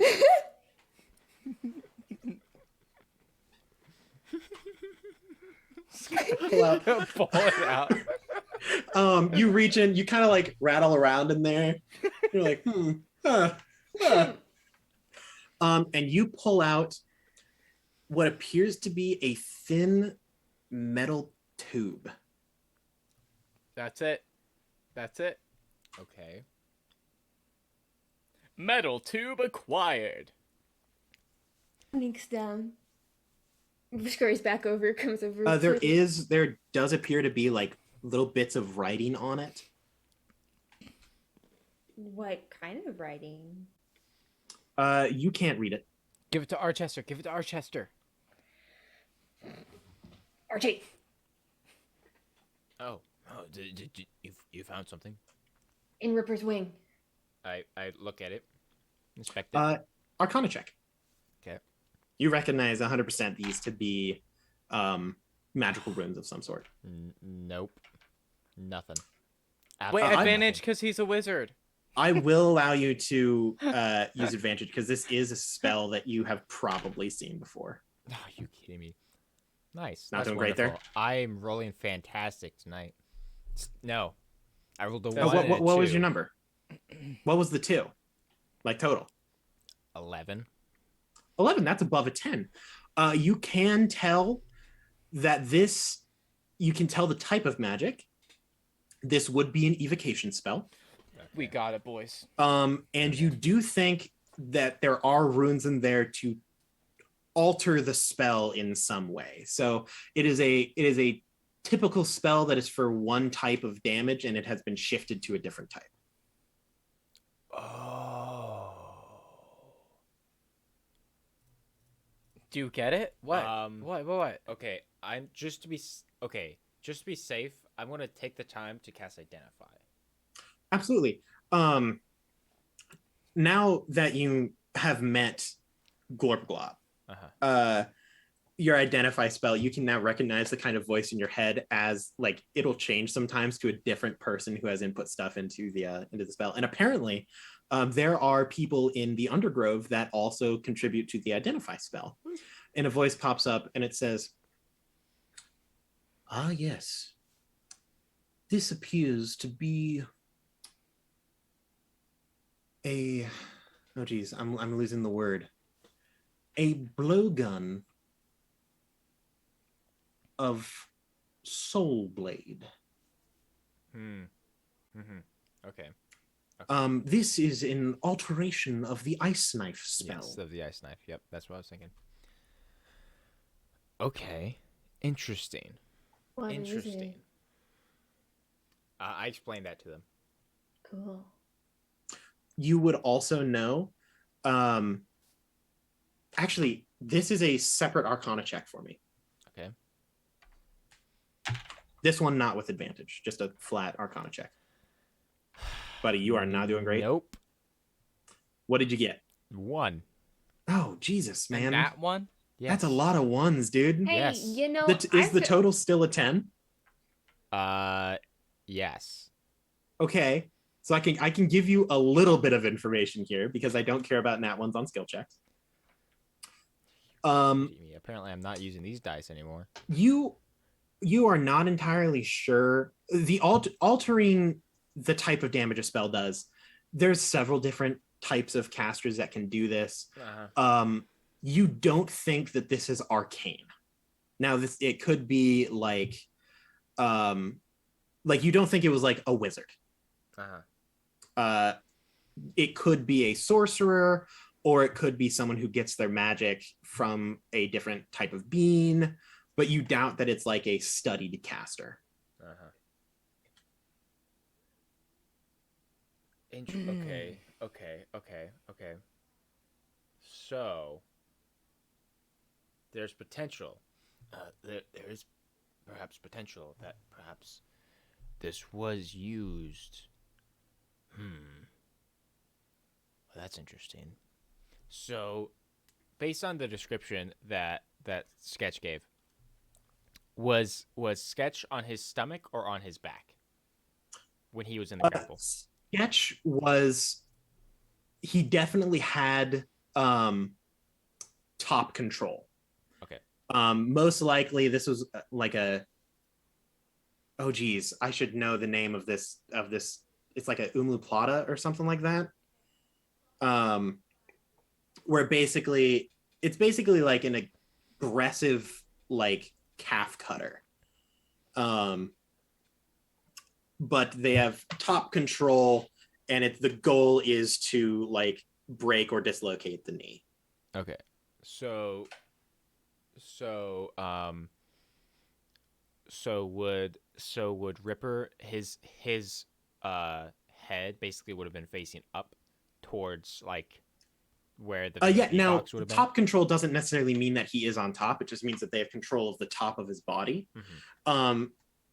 Sylvie, you would guess from the blood splatters that most likely it was kind of a Ripper was on top, but it was like tilted to the side. So most of Sketch's body would have been away from, like, the Box Elder's back was to the cage. Yeah. Okay. So I really want to do a big brain. I want to consider where the king was sitting. Mhm. I want to go to the blood splatters. I want to consider where his wound is, and I want to consider if that would be hittable. So I'm going to tell you right now, not even requiring a roll, you know where the king was standing. You know where the Box Elder beater was because of Sylvie. You're looking at the blood splatter. If he was facing this back against the wall, you look at how exactly a Box Elder's head moves. You think that most likely one of his arms could have grabbed and activated this magic item to attack from that angle. Exactly, and it was hidden in his ring. That's right.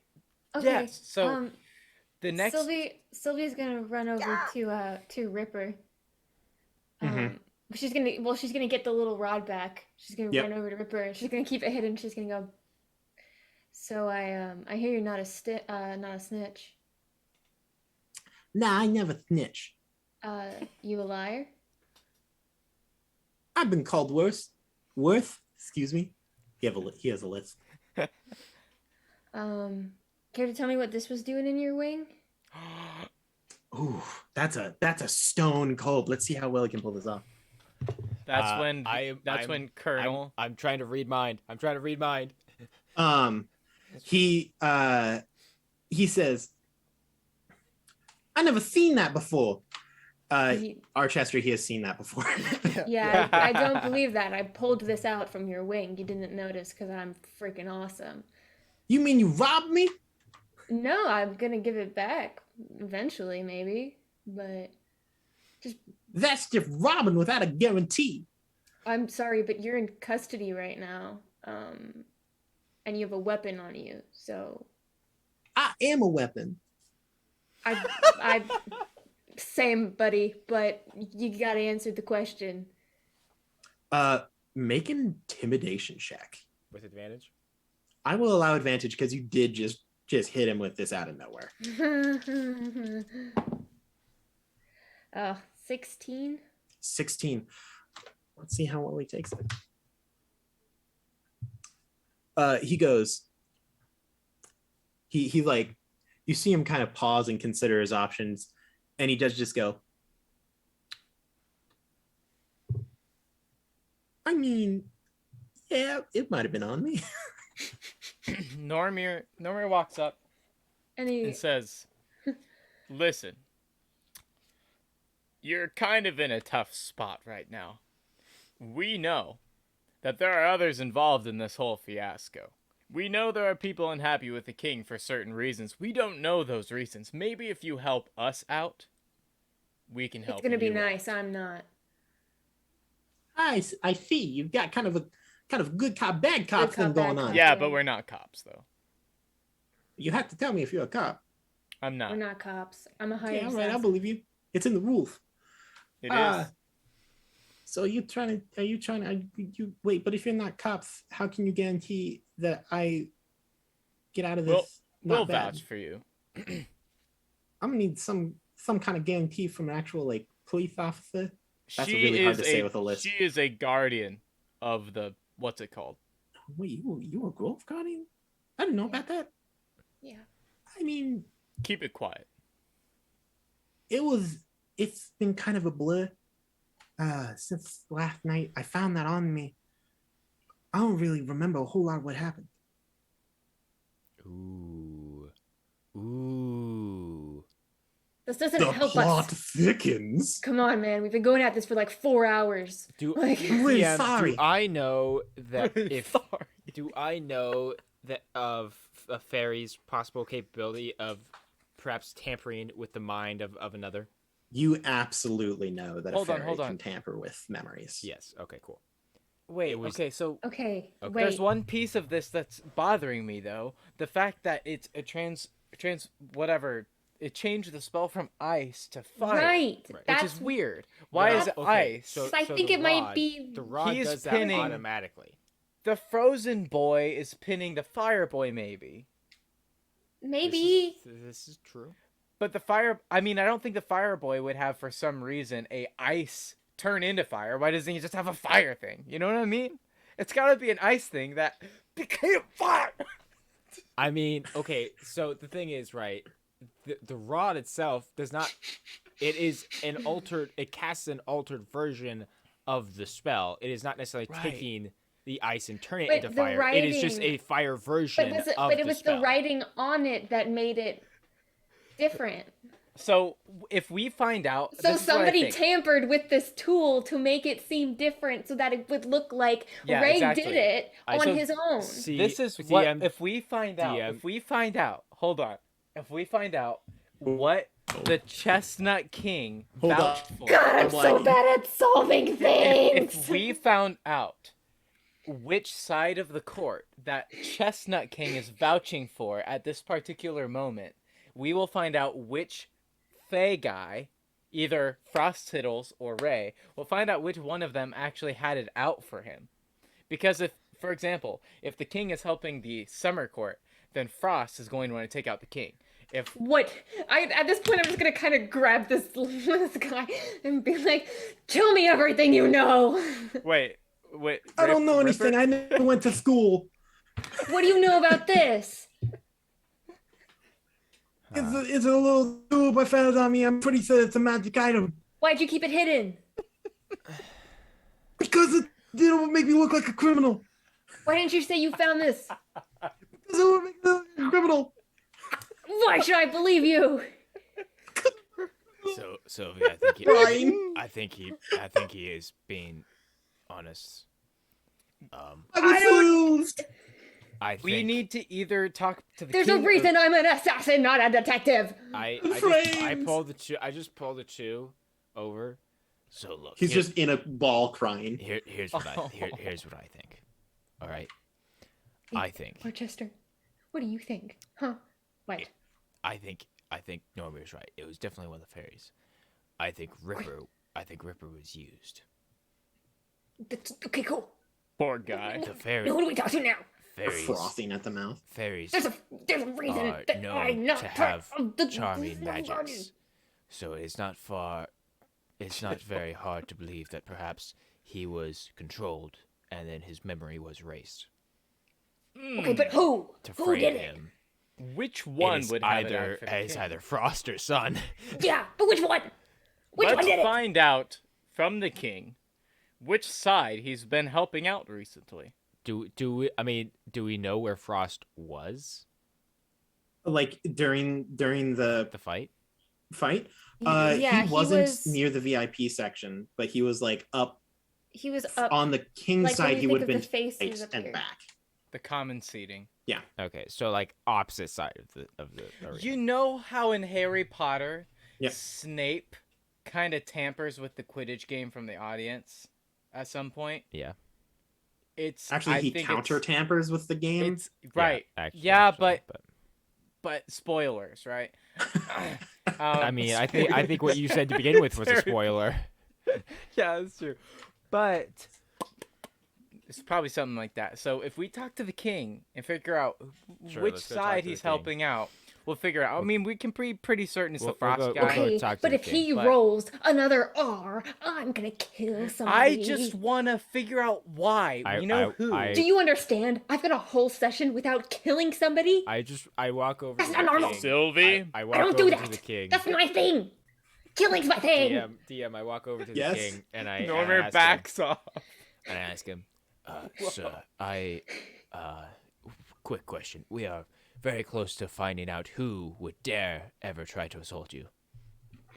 And I was curious as to the political climate of the current landscape of what things are looking like for you politically. Oh, climate. What a wonderful question. Indeed, for the chestnut falls furthest in the fall. But to what side will the Chestnut King waver?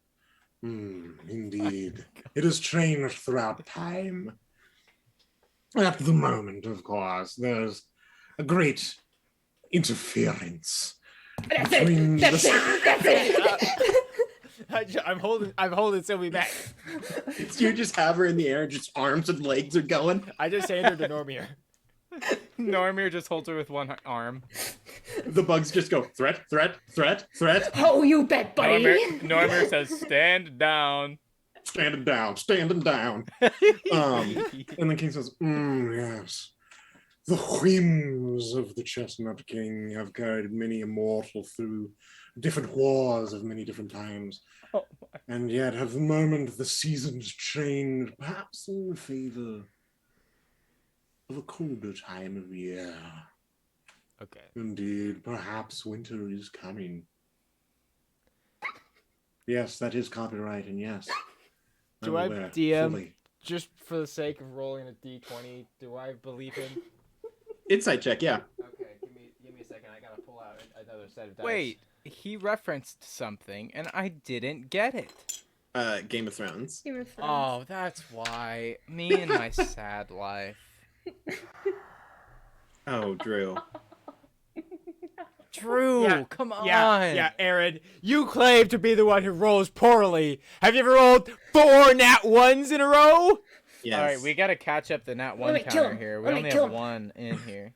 Normir, let me kill him. I'm What gonna kill him. happened to I'm the gonna kill him. Ah, McKellips blood? I never only- got the is it only blessing when- of the McKelp's blood, okay? Yes, you did, I've Drew. never Is it only rolled when they're good in a together? session. You know what, Normir? Why don't you let me assassinate the king, and then we'll freaking find out who awards me, and then when we find out who rewards me, we'll know who did it, and then everything's solved. Or the other two could Um, also make an insight check. Just hold on, if hold you on, want hold to. Just hear me Normir, out. You know what I should have done? I should have done what I was going to do, give myself 11. gift of alacrity of advantage. But Hmm. I didn't do that. So, that would have been a 17 on die. That's 11 from Sylvie. Yep. wait, what am I rolling here? Seems legit. Insight. Do I have advantage still? No. Just Okay, flat that's insight a, roll. That's a 7. Seems legit.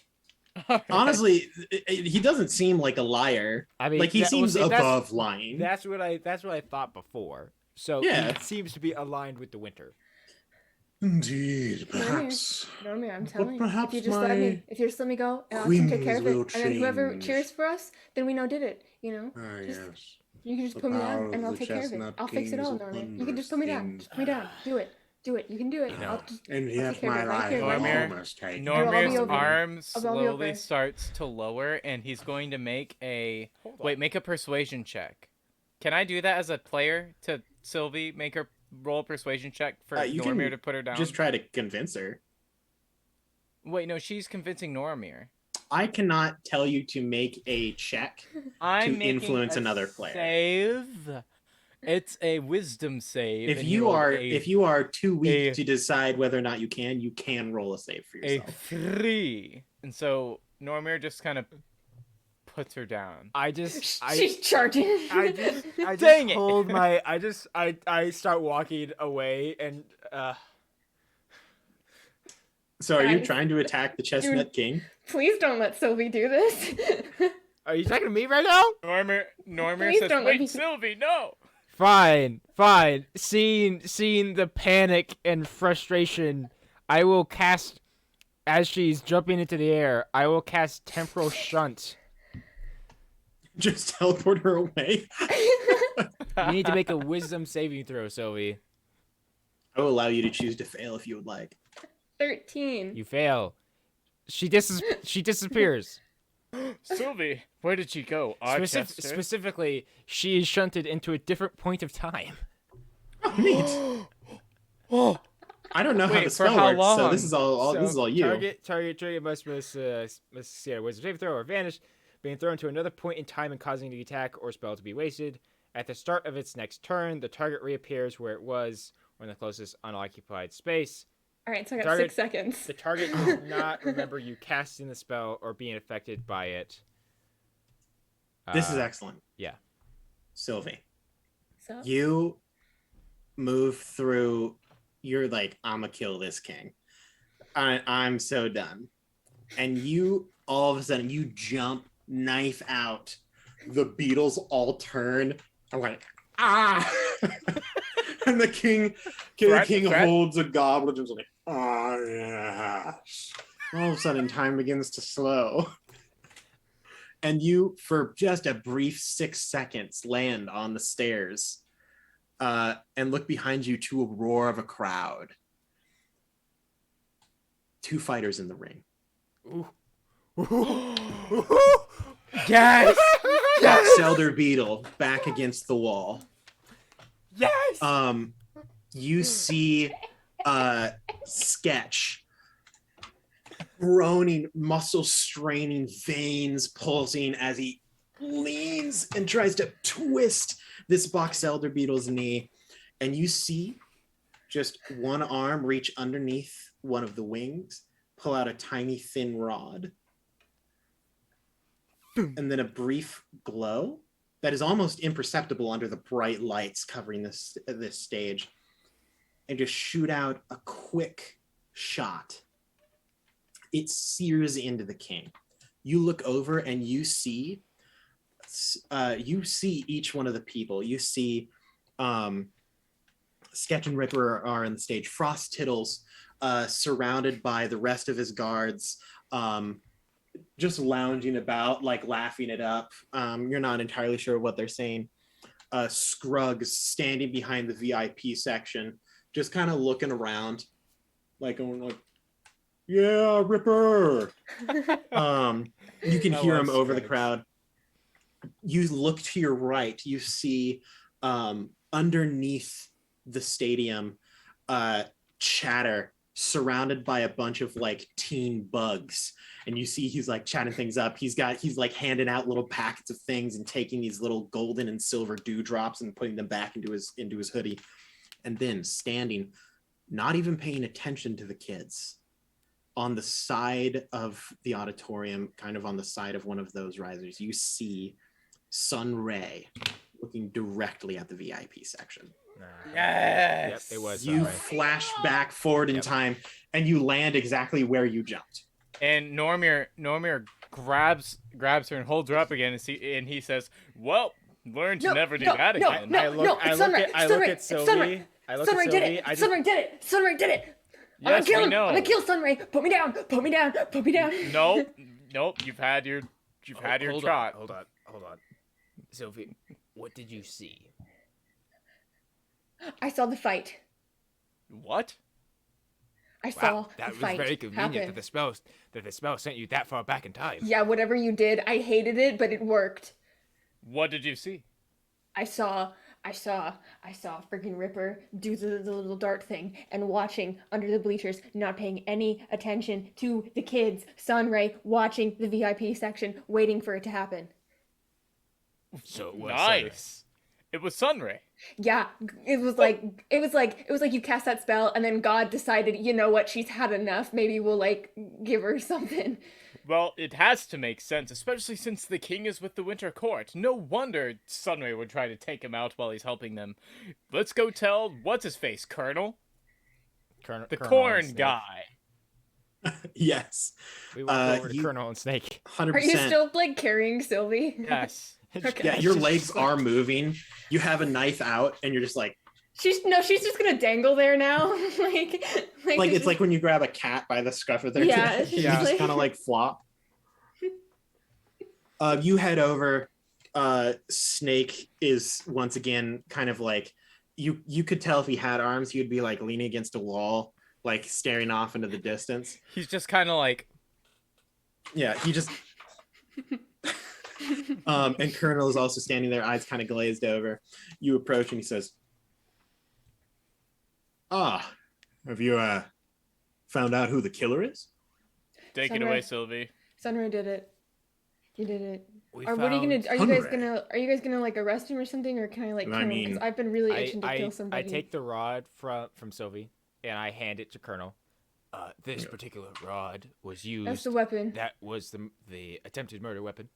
It's basically casts a spell that creates a fire sword, a fire blade, and that's what hits the king. Gotcha. And Sylvie saw it happen. I momentarily sent her back in time and It to was the really event weird. of the attack, and she saw Sunray basically waiting for the event to happen. Well, I mean, your authority as a Grove Guardian pretty much means that you are judge, jury, and executioner. So what you say kind of goes.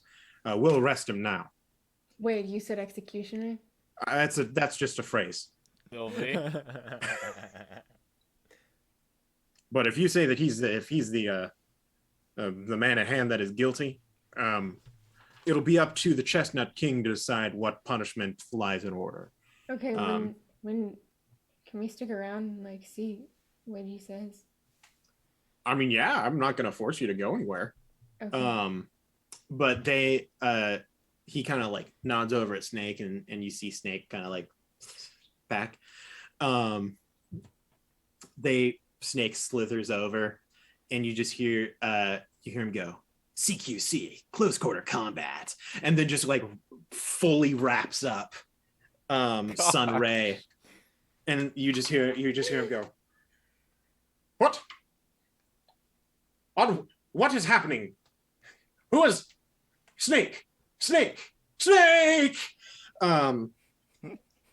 He's just being taken away by Yeah, a ball. it doesn't even slither because it's now wrapping. It just kind of like death rolls, like just corkscrews out of the room. Colonel walks over and informs the Chestnut King. But as for what the outcome is, whether they live, they die, whether or not they were correct, that is something for the next episode of Table Scraps. What? No. Wait, can I No. finish this out real quick? Yes, because I know you have something you want to say. Well, I have two things now. Normir walks over to what's his name, Ripper, Yes. and he just gets down on a knee as he is in a ball crying in the corner, and he puts his hand on the shoulder question mark. Of Yeah, the you know, one beetle. of them. He's got Yeah, he's got okay. 4 shoulders. Yeah, okay. And he just says, "Ripper. Ripper, hello?" And shakes him a bit. Yeah. "I just wanted to know. You're off the hook. You've helped us. We found Thank the... you, man. Yep, it was Ray, and he had you mind controlled. We didn't even tell him you were the one that shot the shot, so you're good." Nah, man. Ray's always been a good guy to me. He's like a father figure. Are you still carrying Sylvie? Yes. That's a bad father figure. Don't do that. See you around, Oh, man. buddy. I already had one bad dad. Oof. All right. See ya. I suppose I'm kind of used to it now, He's though. still walking. He just starts walking away. And He goes then back to crying. And then he puts Sylvie down and he says, "You know, you being cute almost makes you that much more terrifying." And he gives her a high five. Freeze frame. The credits begin to roll. And Archibald's Archester is just in the background, like with his book. He's like, Because, Yes. mind you, time does stop for this high five, but you Yes, are fully and conscious. you can see like, what's like his face. They actually like freeze frame, and he's just like, Yeah, You can and see you're like, Ray in the "Oh, back. Kane debauchery is this?" you can still move, and you're like, where are these words coming from? As the like words in Credits. reverse begin to scroll down the Right. screen. Yeah, the credits start. Like, oh gods, it's the end of the world. You can see Ray in the back, wrapped up by the snake, trying to escape. You can see the king on the bed and the The ch- Beatles. Sylvie is also flashing her business card back to Frost. Yeah. Yeah, nice. giving you a- yeah, all right. But yeah, I hope that everyone playing and watching had an absolute blast for this adventure in the Undergrove. I love the Um, Undergrove. Oh, this is amazing. As for whether or not we will be playing next week, 2 weeks from now, who knows? Stick in the Discord to keep an eye out. I will try to inform you at least a day or two ahead of time. Today wasn't quite that lucky. But as for what our adventure is next, keep an eye out. Hopefully we will be streaming regularly on Wednesdays, either in the afternoon or the evening. Who knows? We might even throw a morning in there. But as for what we're doing, also who knows? Could be this, could be something else, could be me, could be two people, could be anything. Keep an eye out. It's going to be a blast. Last thing I have to say is good luck and Godspeed. We'll see you next time, Dungeoneers. Dungeoneers.